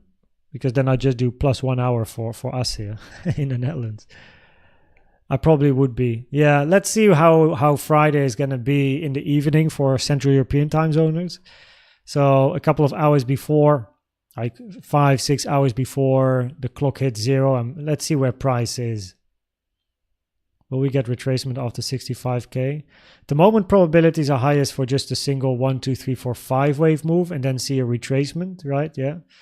Either hit, well, we already hit 65. So yeah, and then depending on the retracement, we either look for up or down. But at the moment, this can be a wave C or 1, but we need the info here, which we don't yet have, to get a better read on the local probabilities. Biza, I guess. But yeah, there is the potential for the low to be in. Of course, no certainties in trading. But there are probabilities where this is the end of your diagonal and you move up impulsively, where this is then your wave 1, 2, 3, 4, 5, and you want to see a correction in 2 and then continuation to the upside. So what matters the most now is if you get an impulse to the downside in 5 waves, right? Because in a wave 5, that's what you're looking for, bearish scenario.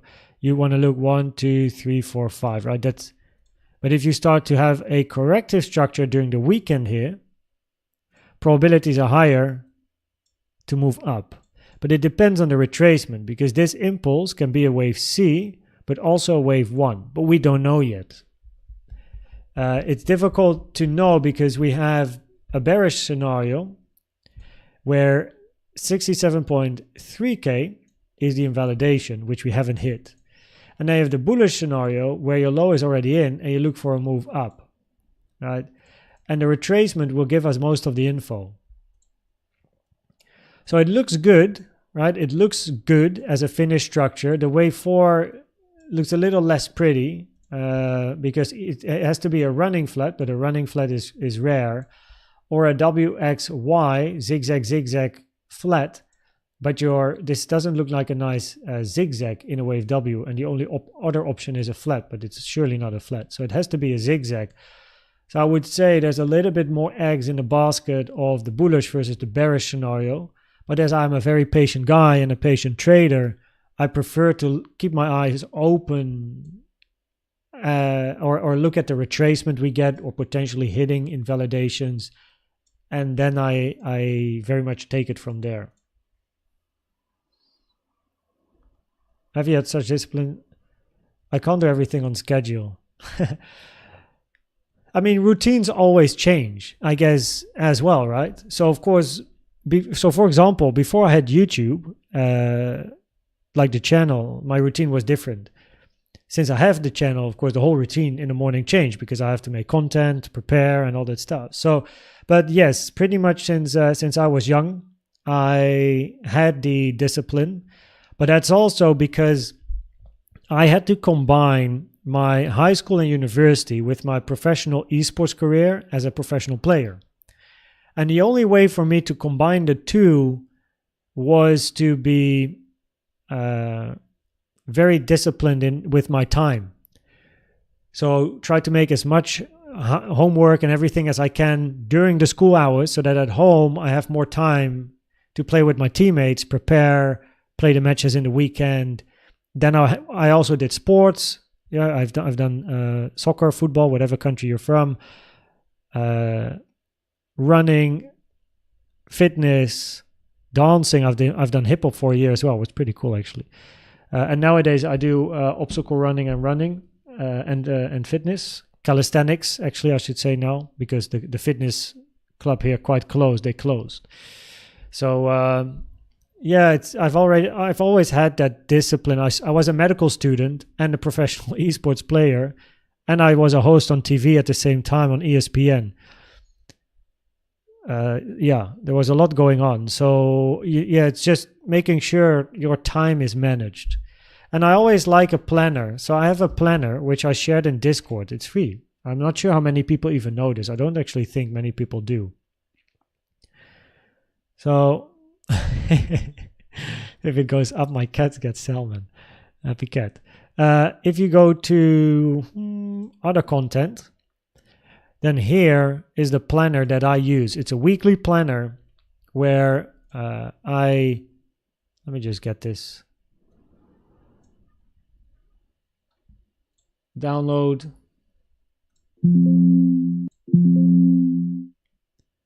This is a count from one of the gold members on Arbitrum asking for feedback. Expanding diagonals, always rare, expanding impulses as well. And then oh wait, I have to open it.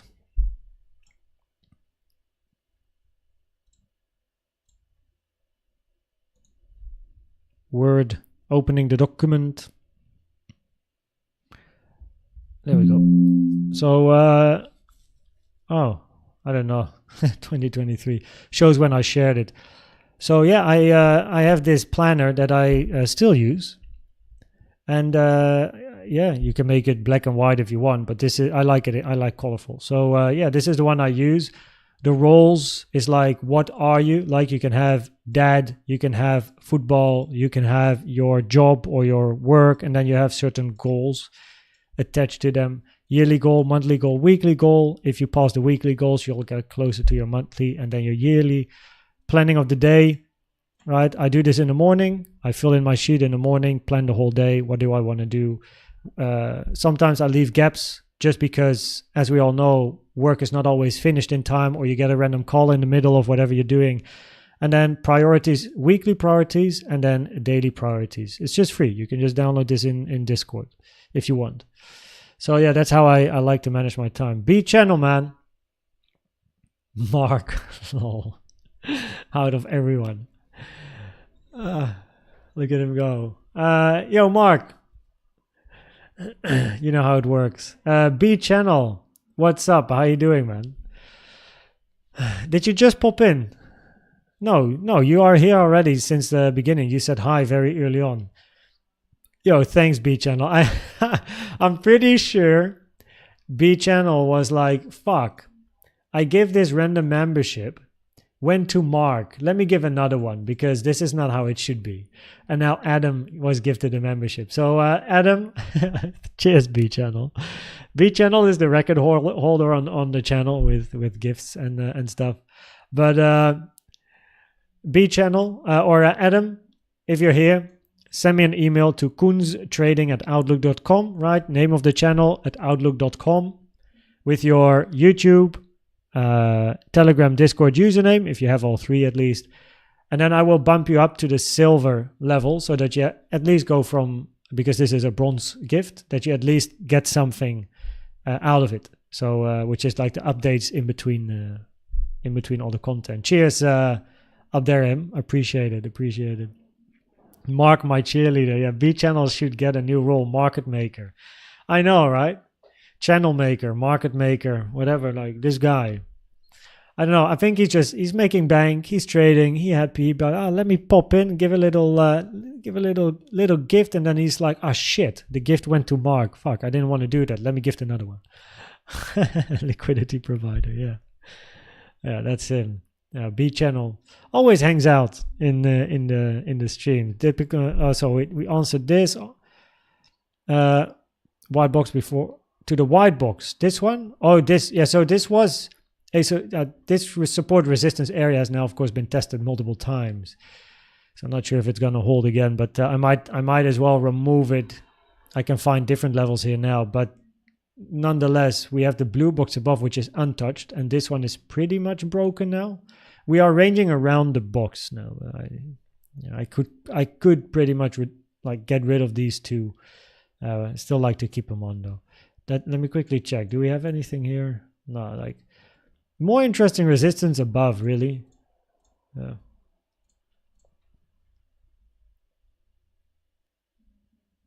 214. Okay, so for us it's... Oh, wait. Then for me it's 3 a.m. I use this website. Okay. Well, 3 a.m. It's 2 hours before the sprint race, but almost 100 likes. Yeah, cheers, Mark. I have no idea. I didn't pay attention to where we are on the like scale. 104. There we go. Thanks, everyone. Appreciate your support. Glad you like it. Thanks, guys. Ask a question in Discord. We're going to hearing regards. Okay, regards to TPs. I guess here you tag me. I'll answer this one. Surf and later. General questions. I can't find Elliott.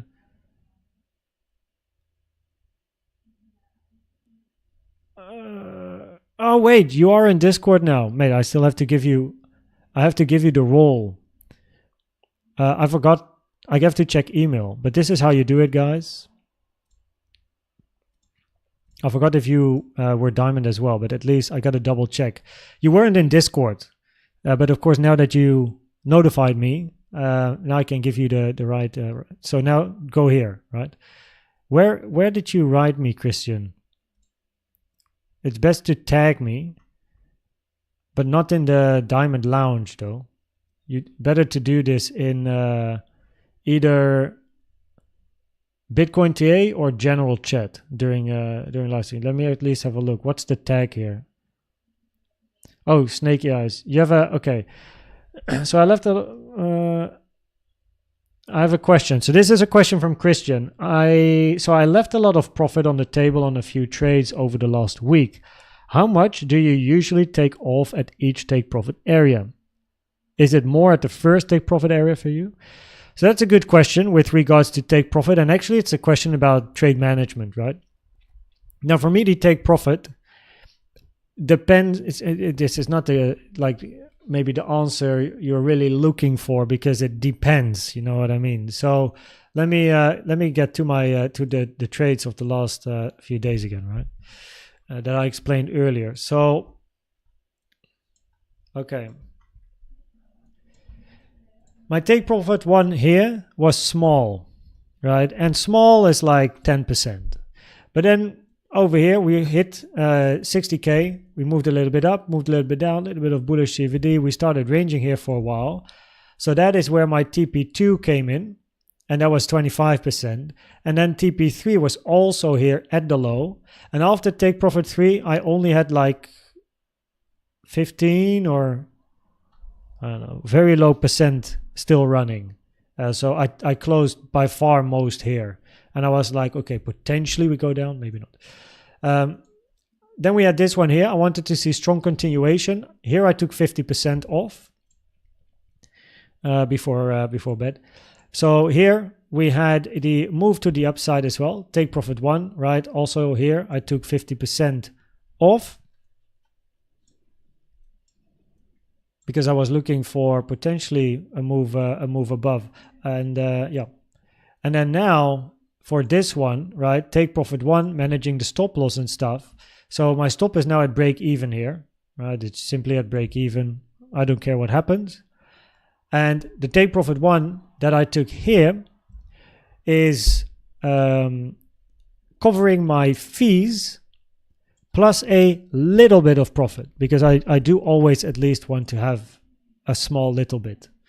Wait, I need to close that one.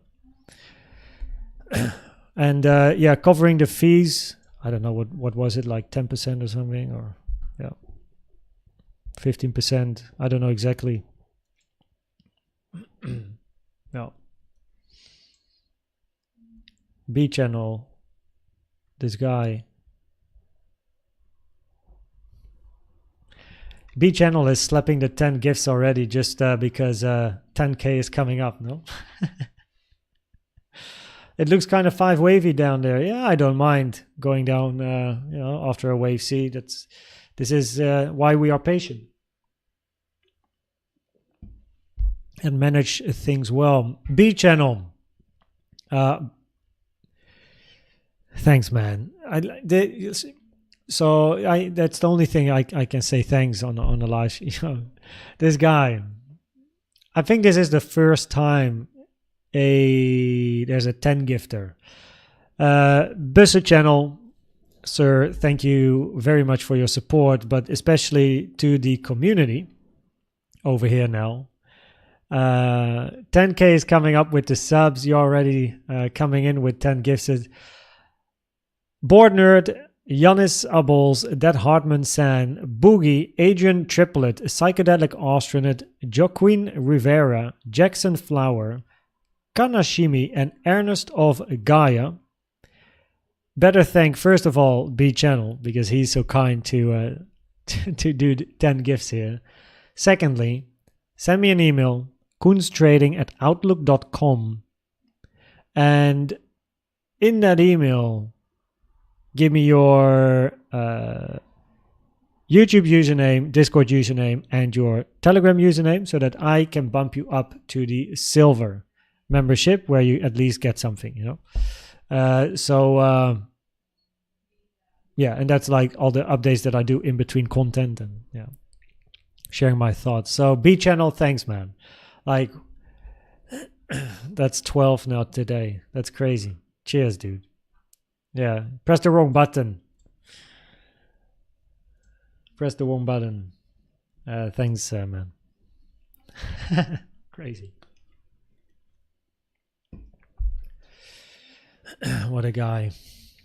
DXY hit the 886. Do you use order flow? No.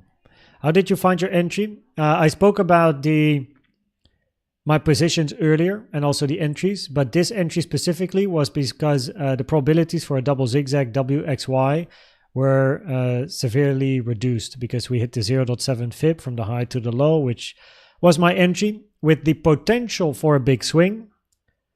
Or if I, take profit 1 taken, if I get stopped out at break even, I just observe the retracement to see if we go down here or if we start ranging here during the weekend, and then I look for another long.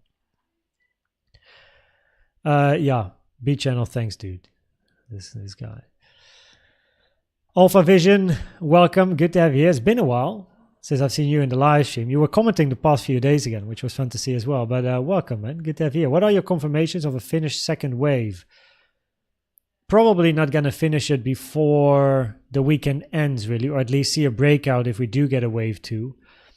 But a confirmation of a finished second wave is taking the high of 1. And actually the 886. So if we start to move towards the downside, right? If a 5-wave move is finished, 1, 2, 3, 4, 5. Once you start moving down, the moment you hit the 886 fib from the high to the low, it's kind of like a confirmation of looking for higher in that case. But this is not yet a wave 2. This is way too short in time as well. So you definitely probably are going to be looking for a longer retracement. But mind you, this can still be a wave C. And we look for a drop as well. So it's patience. A wave 2, you know, can take a while, a wave 2. We first need more clarity on what are we looking for in the wave 2, right, as well. Zigzag, WXY. No problem, Christian. But yeah, I answered your question. Scrunchy, welcome. Appreciate you being here. Good to have you here, man. Scrolling down again. Bro, literally have a phone call, and as it switched back to my car radio, I heard Adam. Adrian, I think you heard. Because unfortunately, oh man, it's Adrian triplet. So maybe because of the phone as well, not easy to understand, but here you can see the 10. Shocker, how are you doing? Polar Bearman starting to fill orders now. If you have a plan, stick to your plan. On our move up today, wave 2 was shallow, wave 4 could be deep. 618, yes, is for me always an invalidation. It's incredibly rare, I've never seen it, that a wave 4 goes to the 618, ever. For me, it's an invalidation. It's always an invalidation. The moment you hit the 618, other scenarios have so much higher probabilities. For me, it doesn't make sense to look at a wave 4. So, the common target 05236, invalidation 618. Yeah, absolutely. Looks like a mini wave 4 expanding flat, missing a 5 yet. Yeah, so what I would actually really like to see is price moving up to the blue box that I have here and find resistance here. This feels a little bit in the middle of nowhere, and we have better resistance here. This resistance is better than what we had here. This was just an order block on the 15-minute. So let me just remove this. It's just clutter by now. But I would like the blue box. Let's observe what happened in the range. We are at the value area high.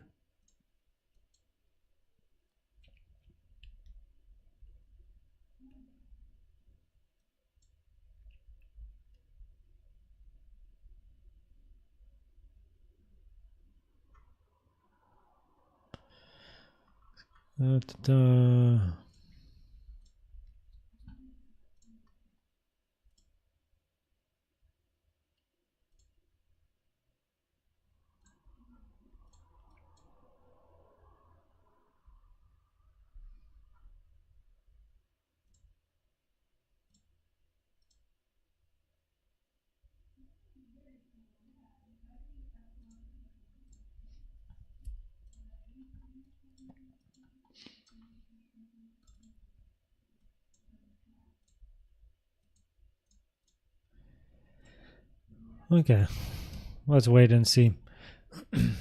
I gotta go to the lower time frames for a second and see if we have an order block in this move to the upside, maybe on the 1 minute.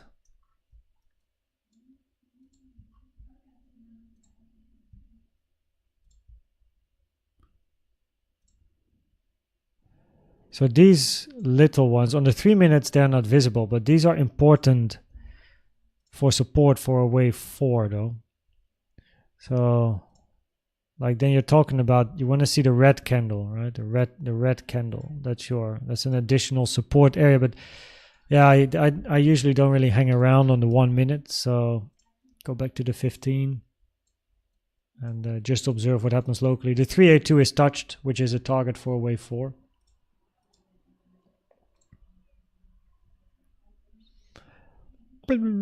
Popcorn, what's up, Adrian?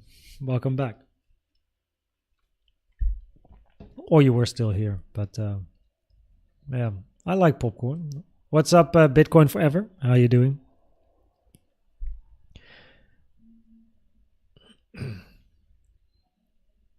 You're Bart. Yeah, I know this one. What is it, like ta, and then the hair of Bart, and then his face, and then this, yeah, forming a Bart. It's funny how that really became a thing, no, in the industry, like as a pattern. Wave 1 of 5 of C finished on the 1 min. Wave 1 of 5 of C. Oh, to the upside you're talking about. Wave 1 of, of 5, okay, to the upside, yes. Of C, and then and then a drop.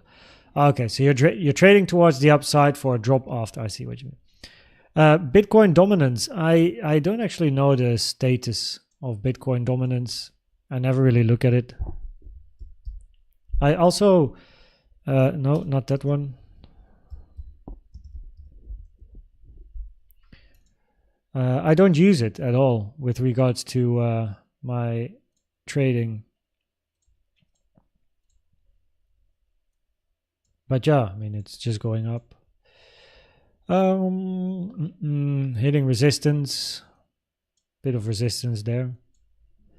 But the problem with Bitcoin dominance is you can't really do an Elliott Wave count on a percentage chart because you can never go above 100. You can never go below 0. So of course, 1, 2, 3, 4, 5, simple A, B, C to the downside. Okay, that's all easy, right? Flat 1, 2, 3, 4, and then you have your 5 or whatever. But then I guess this is going to be like this type of chart where you'll be able to count 5 waves up, 3 waves down on a weekly time frame. 5 waves up, and then we go down. So I think it's not going to be a 5 and then like an impulse, as in this is now your wave 1, then your 2, and then your 3 to the moon, because you can't. So I think it's very much a chart which is just going sideways forever. 5 waves up, 3 waves down, 5 waves up, 3 waves down. As that is also reflecting bull and bear markets, as in corrective or impulsive markets. Impulsive markets are in 5, bear markets in 3 on a price chart. So that's why my feeling is that, you know, it's going to be a 5 wave move. But now I haven't updated this chart in a very long time. 5 likely is a lot higher. Your 3 as well, because look, volume is increasing for whatever that's worth on the Bitcoin dominance chart. So this is not the highest volume candle anymore. So that decreases the probabilities for that, and this 886 is now taken as well. So then preferably you're still looking for higher. And then I have to put a little bit of time in doing some analysis. So yeah, what do you one, two.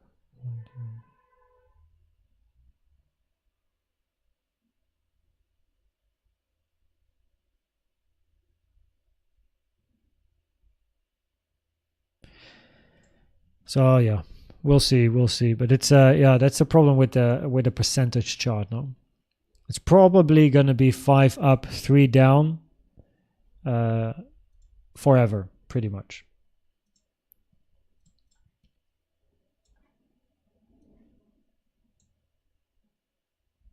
All the double bottoms get broken. Yeah, we don't have a double bottom at the bottom now though, because we took the previous one. So for a double bottom, so for me this was a double bottom, higher low, but after the liquidity of the previous low gets taken, it's for me it's a single low.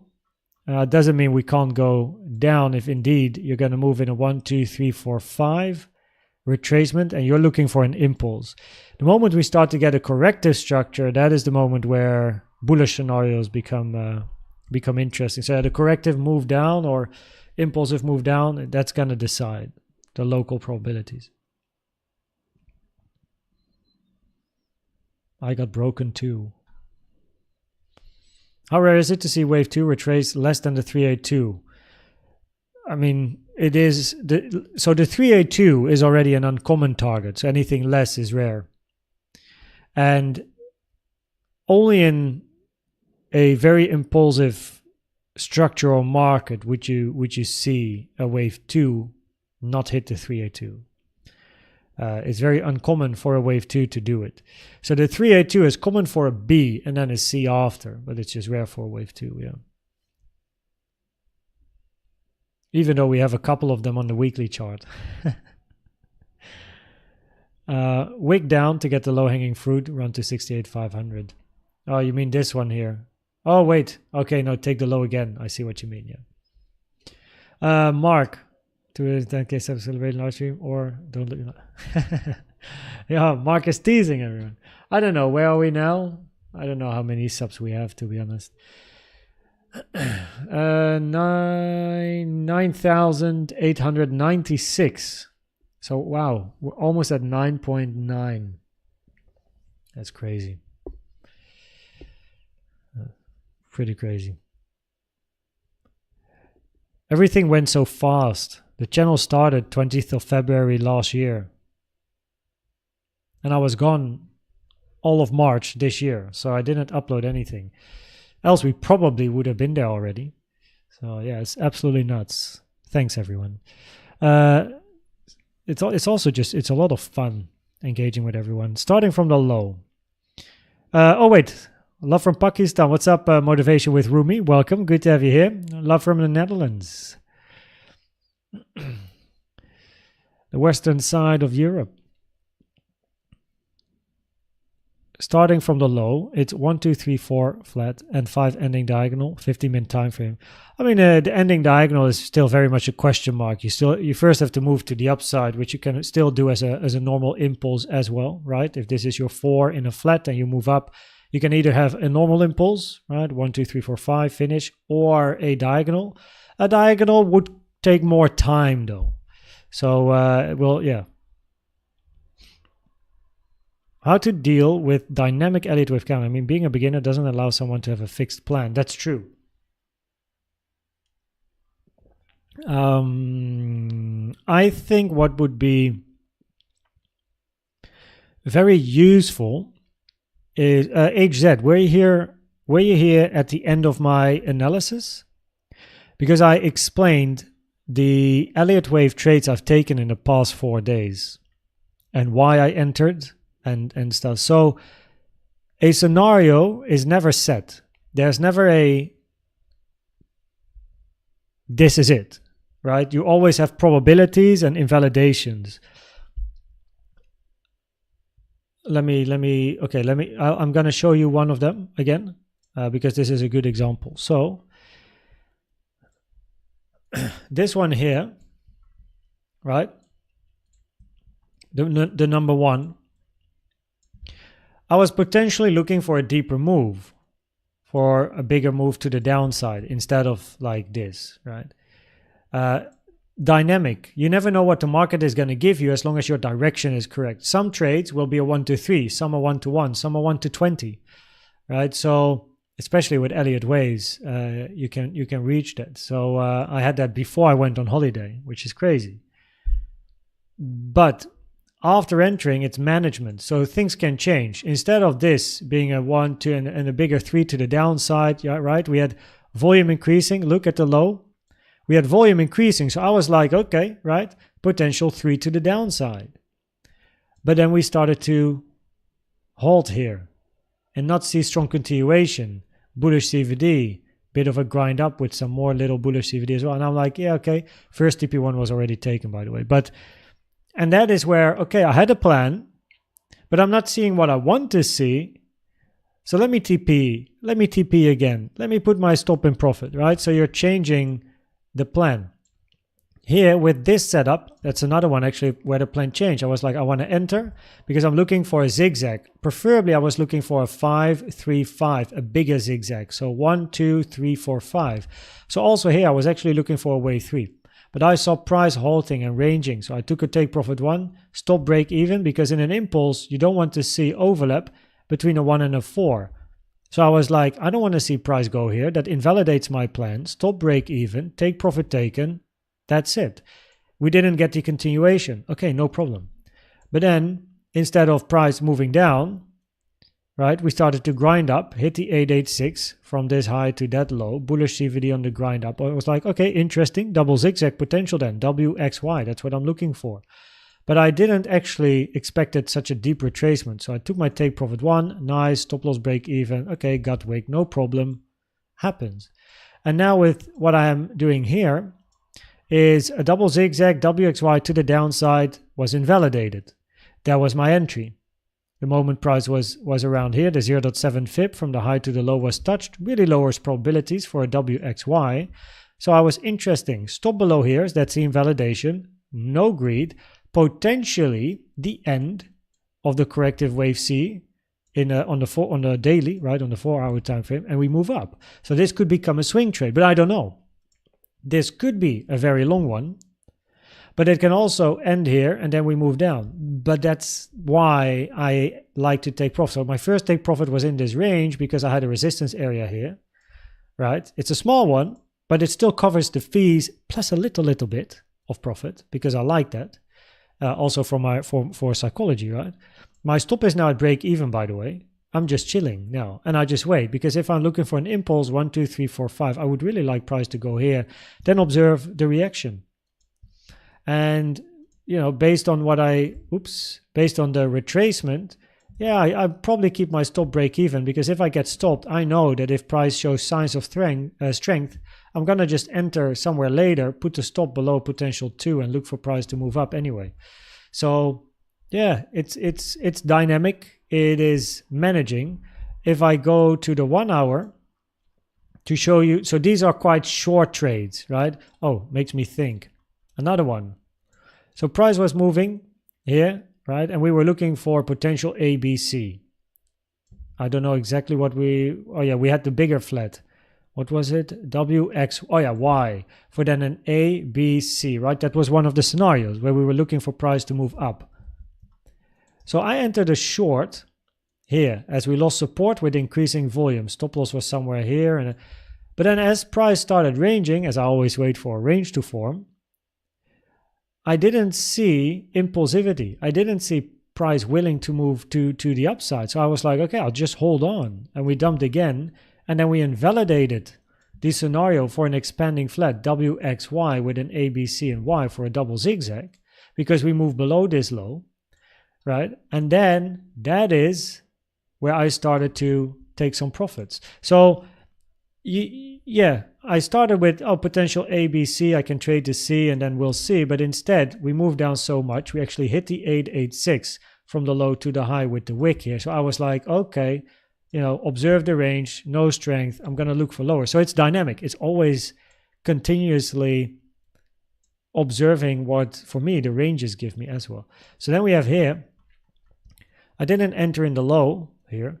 My first entry was in the range, right? Second entry was in this range. I know this one very well. This one here, stop loss was below here. Now there were a few scenarios. We had a potential A, B, C for a flat, for a deeper retracement, for a potential 1, 2, 3, because the retracement was so shallow for a wave 2. It just missed out on hitting the 382 fib from the low to the high. So there was an opportunity for a flat if price moved up. But here, this is where I entered, because this is where I saw, okay, probabilities are now for the upside. And then it's, again, dynamic. I see price moving up. I wait for a range. Because if we're looking for a flat in an ABC, I want to see a bit of a range at the top of your B. And I want to see weakness. I want to see maybe bear CVD, price moving down, impulse to the downside. Instead, we get this up, this up, this up, and up, and up. And I'm like, yo, chilling.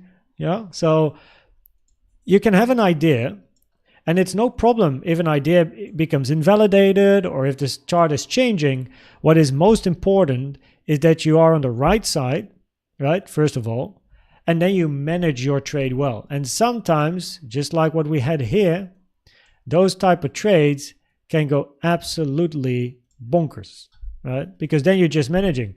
So it started off with an entry there and stop loss here, but then price moved up and up and up, and we broke the previous high. There was no weakness, no weakness, no weakness, no weakness. And then I'm like, well, now we broke the high. Now it becomes a big swing trade. Yeah. So yeah, you don't know. It's about managing. And of course, from an Elliott Wave point of view, if you can count the waves, while you manage the trade, you can count, of course, what happens, and you just observe if things change. And if you see weakness, you can always take profit or exit. But like with that, at like 40, 50K, I didn't see any weakness, so I just took it all the way up. So yeah, pretty nice. So hopefully that answers the question in a way that, yes, it's always going to be dynamic. Also for me, it's always dynamic. But once your skill increases, like your Elliott Wave analysis skills, that is, and you become better in where are the invalidations for scenarios, where's confirmations, probabilities, volume, maybe other tools you like to use, yeah, you can effectively start trading it, like nicely. Okay.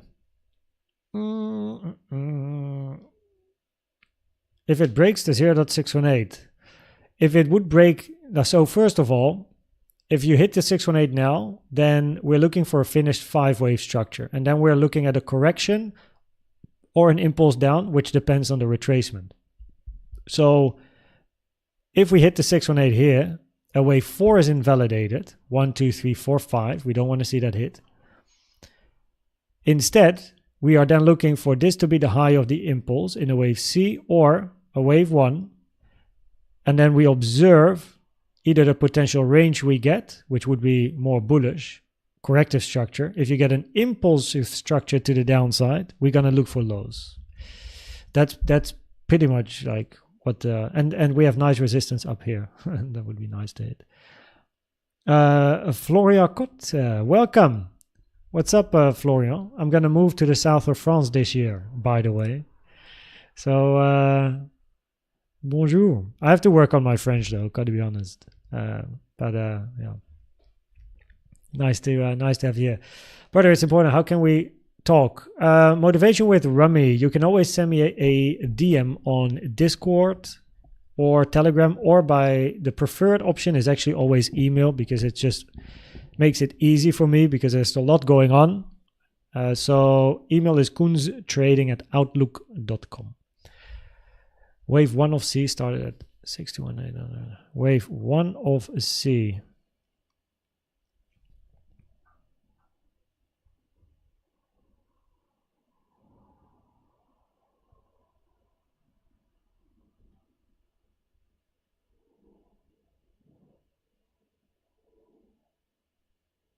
I don't know how do you start? Wave 1 starts here. You mean down here. This can't be a wave 1 of C, of course. You need to start it at the low, a wave 1.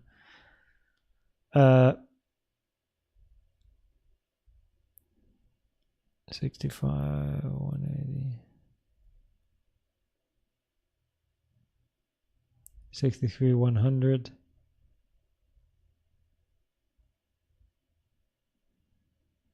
Yeah. Yo, I'm not sure if you mean 61,800 or the low here for a C, but I at least know what you're talking about. Yeah, send me an email motivation with Ruby. Taking information.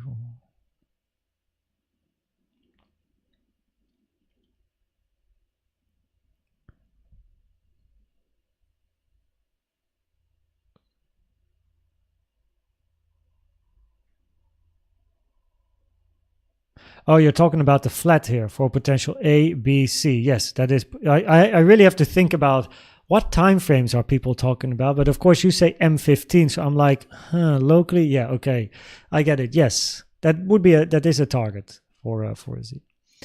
Cheers, Alexander. I appreciate it, man. Wave 4 finish now. Let's see if we pump.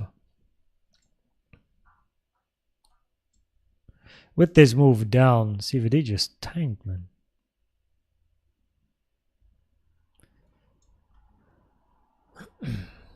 But yeah, just 3 minutes. I prefer using the 15. Very, very patient.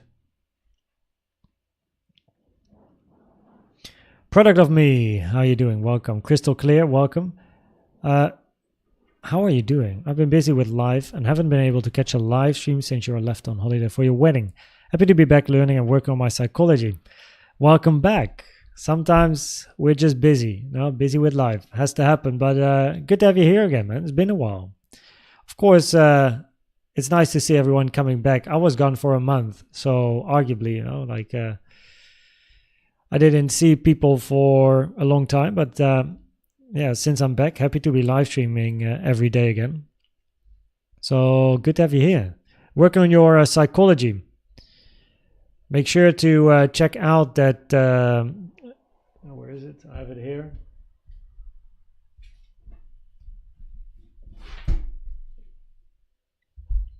Make sure to check out this one, if you want to work on your psychology. Jared Tendler, Mental Game of Trading. The link is in the description. I quite often get questions about, can you recommend books? So I made a whole in my description. There's many books per category that I recommend. And the Mental Game of Trading is the first one, is one of the first ones in there. Is it not possible in this scenario to hit the 0 for wave 4? No. Wave 4, 618 is always an invalidation. Like wave 2 can be very shallow, but if wave 4 hits a 618, it's not a wave 4 for me anymore. Then I count this as a finished impulse. It's a deep wave 4 is a 0.5. 382 is very common, but the 0.618 I've never ever saw that in all my years. So it's just a hard invalidation for me, because other scenarios get a much higher probability, meaning a finish wave C in this case, starting a bigger correction. Yeah. Why ranging just here? Yeah, we did have some resistance here, but I removed my target box. We hit a 15-minute order block at the high. And yeah, it's just going sideways for now, no? Yeah. Please, it's possible to get a wave 2 where the Y wave is a triangle. Yes. Yes. Wave 2 by itself cannot be a triangle, but wave Y of wave 2 in a WXY can be a triangle. Yeah, boy. Good to see you. Welcome. Good to see you. Welcome, welcome, welcome. What's up? How's married life treating you, mindless musician? The same as before being married. So yeah, nothing changed for us. The only difference is I'm walking around with a ring around my finger. So no, other than that, everything still very good. Yeah, no changes really. Iliagalos, how you doing? Working on my second strategy right now. Nice. I love to hear that when people work on their strat. As well as Elliott Waves in the background, as I still don't know enough to trade. It comes with time. In the beginning, I didn't know shit about Elliott Waves. I tried stuff and it never worked. And that's why I quit for 2 months as well, because I just got pissed off. So I was already doing Elliott Waves for 3/4 of a year. And then eventually I was like, whatever. And then I came back. So because once you start, it's very difficult to get out of Elliott Waves because your brain is always counting. So yeah, but good to hear that you're working on a separate strategy as well. Always nice. Would it be a good idea to short at higher resistance levels Bitcoin? If it's part of your plan, if you have a clear plan for yourself, a clear strategy, entry requirements, you know your stop loss, you know how much you're going to lose, and then of course also have a target, then yes. But of course you need a plan. Yeah, need a plan. So with regards to the plan, right, there's always 6 steps that I recommend. Finish now. Actually quite surprising that so far. How long are we in the live stream now? 2 hours and 17 minutes. I didn't even once mention the 6 steps. That's quite impressive. So in order to build in order to build a strategy or a plan, so that you get a clear idea of, hey, do I want a short here? Do I want a long here? I recommend these 6 steps. So step number 1 is try as many free tools as you can, preferably in TradingView, because there's so much going on here. You can also use other softwares like Atas or but starting with TradingView. Step number 1, try as many free tools as you can to build experience, indicators, and the tools. Step number 2, build statistics on some of your favorite tools. Find your favorites. Based on your experience, you will recognize what you like and don't like. Then start to build statistics in like Excel. That's why I did it. Then step number 3 is you combine some of your favorite tools that showed good statistics, and then you're going to build more statistics on the combination. So now you're really working on building a strategy. And then step number 4 is tweaking and adjusting. So you add something or you remove something and you build more statistics. Step number 5, because now you're trying in step number 4, you're trying to improve your win rate or risk reward ratio. In step number 5, start trading the strategy. And by now, because of the rules and the data, you have entry requirements as well. So if I see this, and this, I enter. But start with a low amount of money in step 5. Work on your trading psychology, right? I really recommend the book that I just showed as well, The Mental Game of Trading, Jared Tendler. That's the one, right, that I use as well.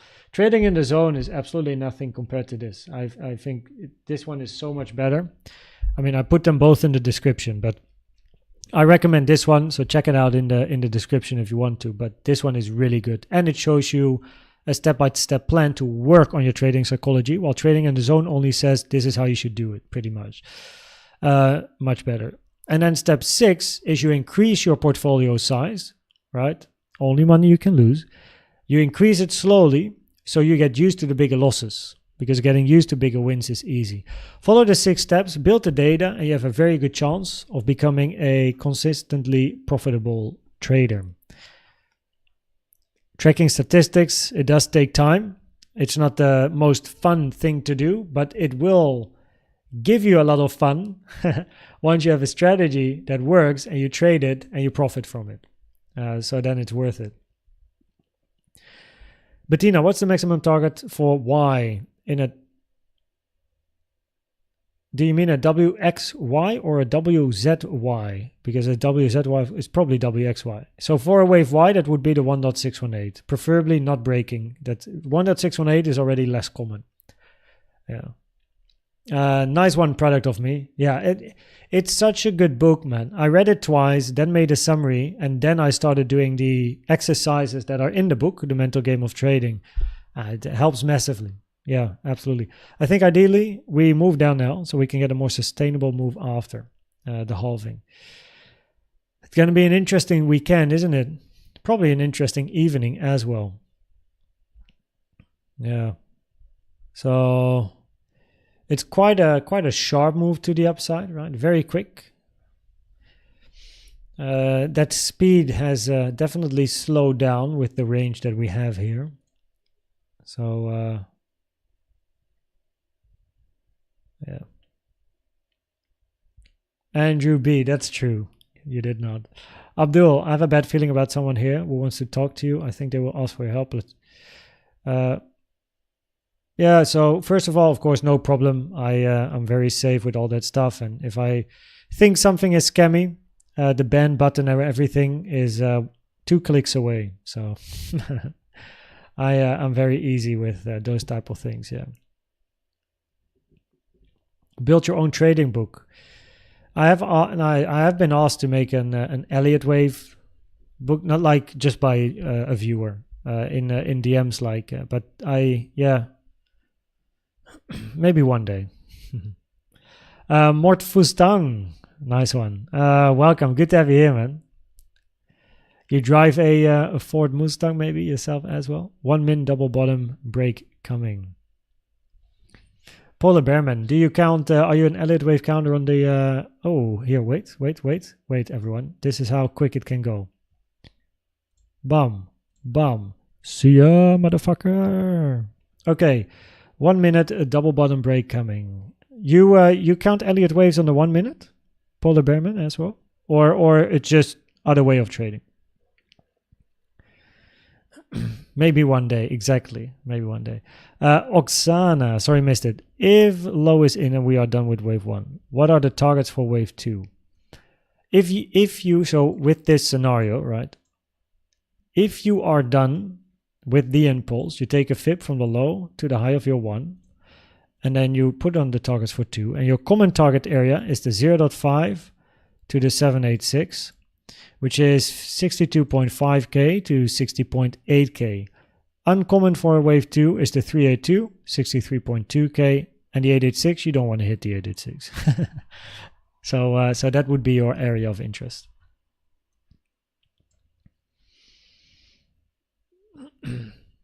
Plays on the 1 minute. 1 minute blue waves do whatever they want. It's like a dunk signal.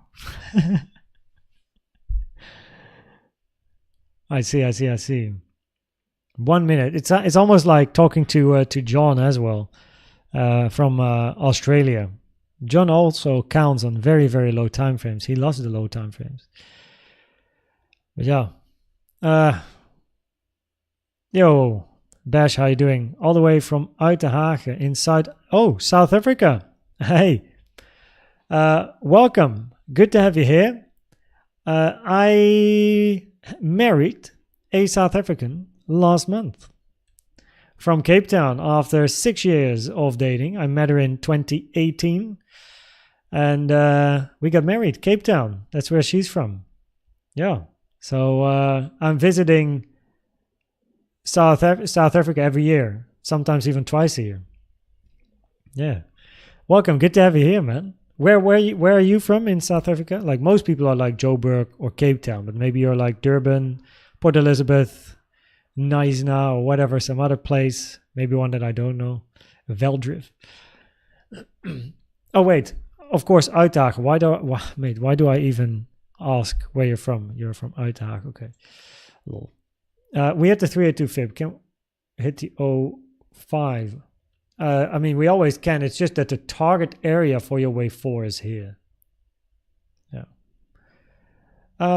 John sounds like a badass. Yeah, he's in the group. It's John HBG. That's his username. He would love to talk about low time frame Elliott wave stuff. Lowry, also low time frames. Bettina, by the way, Bettina said that Bettina also likes to use the low time frames. Josko Alinovic, hi from Croatia. Welcome, man. I was in Croatia last year. I had to speak in Šibenik. So for the European lotteries, it's the company that oversees the national lotteries in Europe. So I was in Šibenik, man. Good to have you here. Welcome. One question: what do you think about TradeZella to track stats? Yeah, you can use anything that works. I used Excel myself.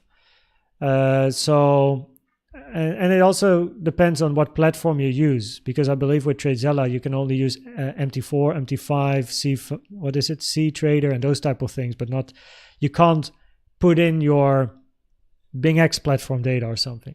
So yeah, I personally use Excel, and and I mean, if you're interested, I can show how I collected it on stream, but it's very simple. You make a statement, you write down a statement, and then you have a yes column, no column, total column, and then a percentage column, and then you just tick, like if you have the statement, the VWAP is hit and we had a bounce of 1%. If the statement is true, you put a 1 in the yes column and leave the no and no. And if it's not true, you also put a 1, you have a no in the yes and a 1 in the no. And then you just keep collecting data. Every time it hits, do we get a bounce of 1%? And then you just update up. And after enough sample size, you can get proper probabilities. So I like to use Excel. Yeah. Close to Port Elizabeth. Hope she spoils you with biltong and a wild game. Well, so we were in South Africa. Biltong, I love biltong, and we always take some home as well. So, and if she goes to South Africa and I don't go with, I always get biltong when she comes back. So always exciting. Yeah. I love biltong, man. I know some people here in Wheelboom from Cape Town. One married one of my best friends. I grew up with skating. I see. Yeah, man. They're everywhere. They're everywhere, those South Africans. Probably people say the same about the Dutchies and people from China, you know. But yeah, they're everywhere. From skating, you mean ice skating or on the street? Youssef, welcome. Hello, Koens. The bear market from 69 to 15k looks more impulsive than corrective. Doesn't it more... So, massive flat, which have to be rather than 2 or 4.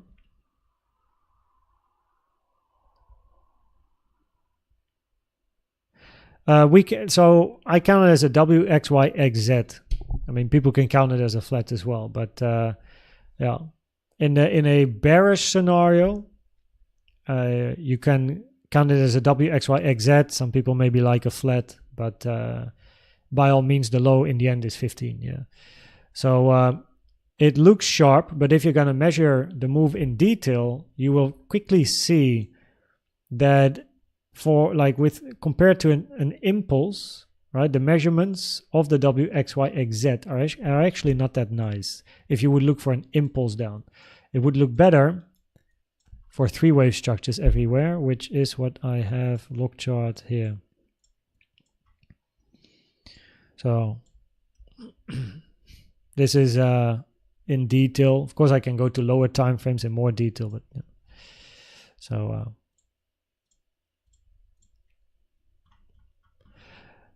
And of course, in wave B, in a bearish scenario, we are looking for a 3-wave move up. So you're either looking for an ABC or WXY, but your wave C is very long now compared to your wave A. So that starts to lower probabilities for a C, increasing probabilities for a wave 3.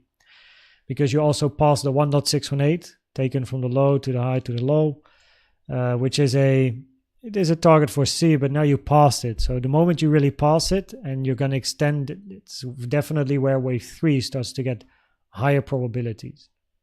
Yeah. Besides that, the move down from 74k does not count nice as an impulse. Higher probability it's corrective. And we hit the 886 over here. Rare for 2, common for B or Y. Increased probabilities the move down is a C or Y. Sorry, common for B or X.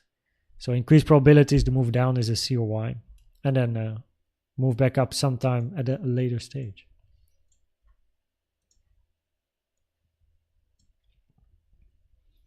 It's not API based, yeah.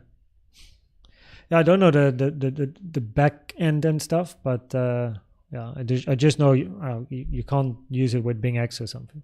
Machine about YouTube. Hello, Koens. I hope everything all right. Would you make a video on YouTube or something like a guidance to track your trades in Discord? To track, is this a general question as how do I track my trades in Discord, or are you talking about just my trades?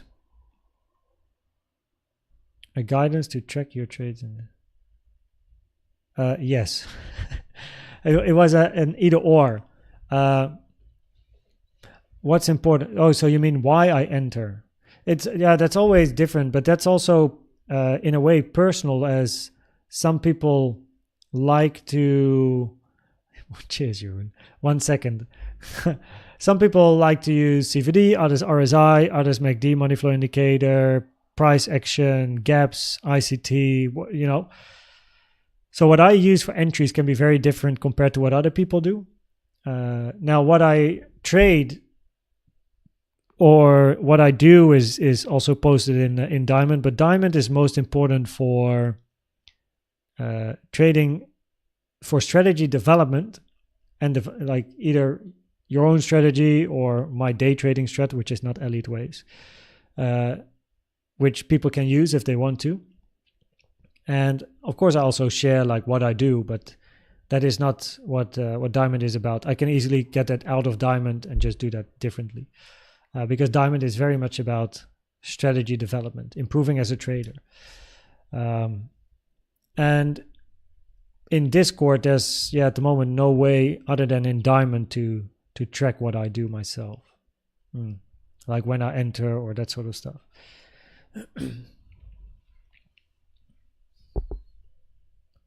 But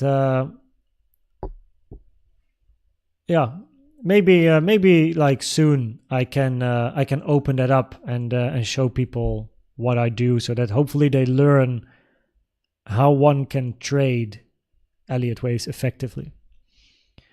Jeroen coming in hot once again, 2 days in a row. This guy driving around in his Mercedes Vito van.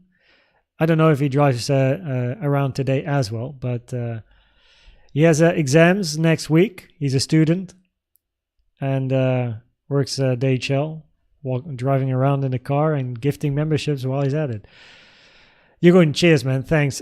Machine About YouTube, send me an email to koenztrading@outlook.com with your YouTube, Discord, Telegram username if you have all three. And yeah, I thought so. And I will bump you up to the silver membership, because the gifts are, as far as I know, are bronze membership gifts. But I will bump you up to the silver level, which is the updates and stuff, like short-term updates, and I give you access there. How can you thank Jeroen? Yeah, I guess by saying thank you. It's very kind, man. Like, thanks, Jeroen. Cheers, man. But by passing it on to me, yeah, I bet it doesn't have to. It's a gift. Yeah. So the gifts are like a 1 month membership, so I can see it in YouTube Studio. I can see like the gifts as well, and so for 1 month, people get gifted, but it's commonly a bronze gift. So then I bump them up to silver. So and then yeah, I'll get you the right roles and access in the group, and then you have like the updates in between the videos and the content, as there's always stuff to talk about. Yeah. Dexter, nice one. I like that one. Okay. Cool, everyone. I think I'm we are live for what, 3 hours. I gotta go do some other stuff. 2.5 hours. Okay, close to 3. So still have some other stuff on the planning as well. By the way, the 10K is coming up. Look, this was my holiday period. And then look at you guys go. I came back with 8,820 on the 3rd. All right, 8,814. Oh wait, yeah, here. And then now we're here. If we hit, so of course 10K is coming up. Now you know by now, or at least most people here, that we're going to do giveaways, live stream, all the good stuff, right? There's going to be hoodies, t-shirts, caps, silver, gold, diamond memberships. And I have a present for all of you, which hopefully all of you find very useful. And hopefully you can learn something from it, which will be completely free, by the way. Okay, so that's for everyone, the whole community we have. And I have to make a video short. I upload that video unlisted. And when we hit like, I don't know, 9,950 or something, close to 10K, I will, who was it? Woo. Thanks, mate. But I will upload that video. You have to comment to participate in the giveaways. I'll make sure to write that in Discord as well, in Telegram, community post on YouTube. And when we go live for the 10K stream, I'll say it again so that everyone has a chance to write a comment, because I'm going to use the comments for the raffle, because that's how it works most effectively. So, yeah, you'll be sure to get notified somewhere, I guess, when we're going to hit, or when that video is going to be live. It's going to be very short. I'm probably going to make it after this live stream quickly, and then just prepare it. So, yeah. Yeah, imagine suffocated. That would be discount. Woerden shouldn't be far away. No, Woerden is around the corner. 10 minutes by train. Okay, everyone, thanks for hanging out. Thanks for being here. The past 2.5 hours, or maybe the past 5 minutes, doesn't matter. I appreciate you for coming in, hanging out here in the live stream while we observe the Bitcoin going absolutely sideways, doing nothing. So cheers. Almost at 10K. I can't believe it. It went so quick. So quick. 1 year and 2 months, but 1 month I was gone, which was lost. So I would say 1 year and 1 month, and we're almost, it's crazy. So it's absolutely nuts. We're gonna have a good time during that live stream. And yeah, thanks for all of you being here. It's great to speak to like, I don't know, earlier we had over close to 300 people here. Now it's still 160. So yeah, thanks for being here. The 618 is an invalidation for wave 4, Mavio. So yeah, maybe 10K. Who knows? We need 99 more. Someone pressed this up. So not sure. 99 in 1 day that's very rare, but you never know. So we'll see if it maybe happens on Sunday and else early next week. But I mean, Sunday would be pretty cool. But no, nonetheless, we'll see. We'll see. Hey, thanks everyone for being here. Cheers. And I'm going to do another live stream tomorrow, of course, and there will be an update tonight as well. So let's see what price is going to give us.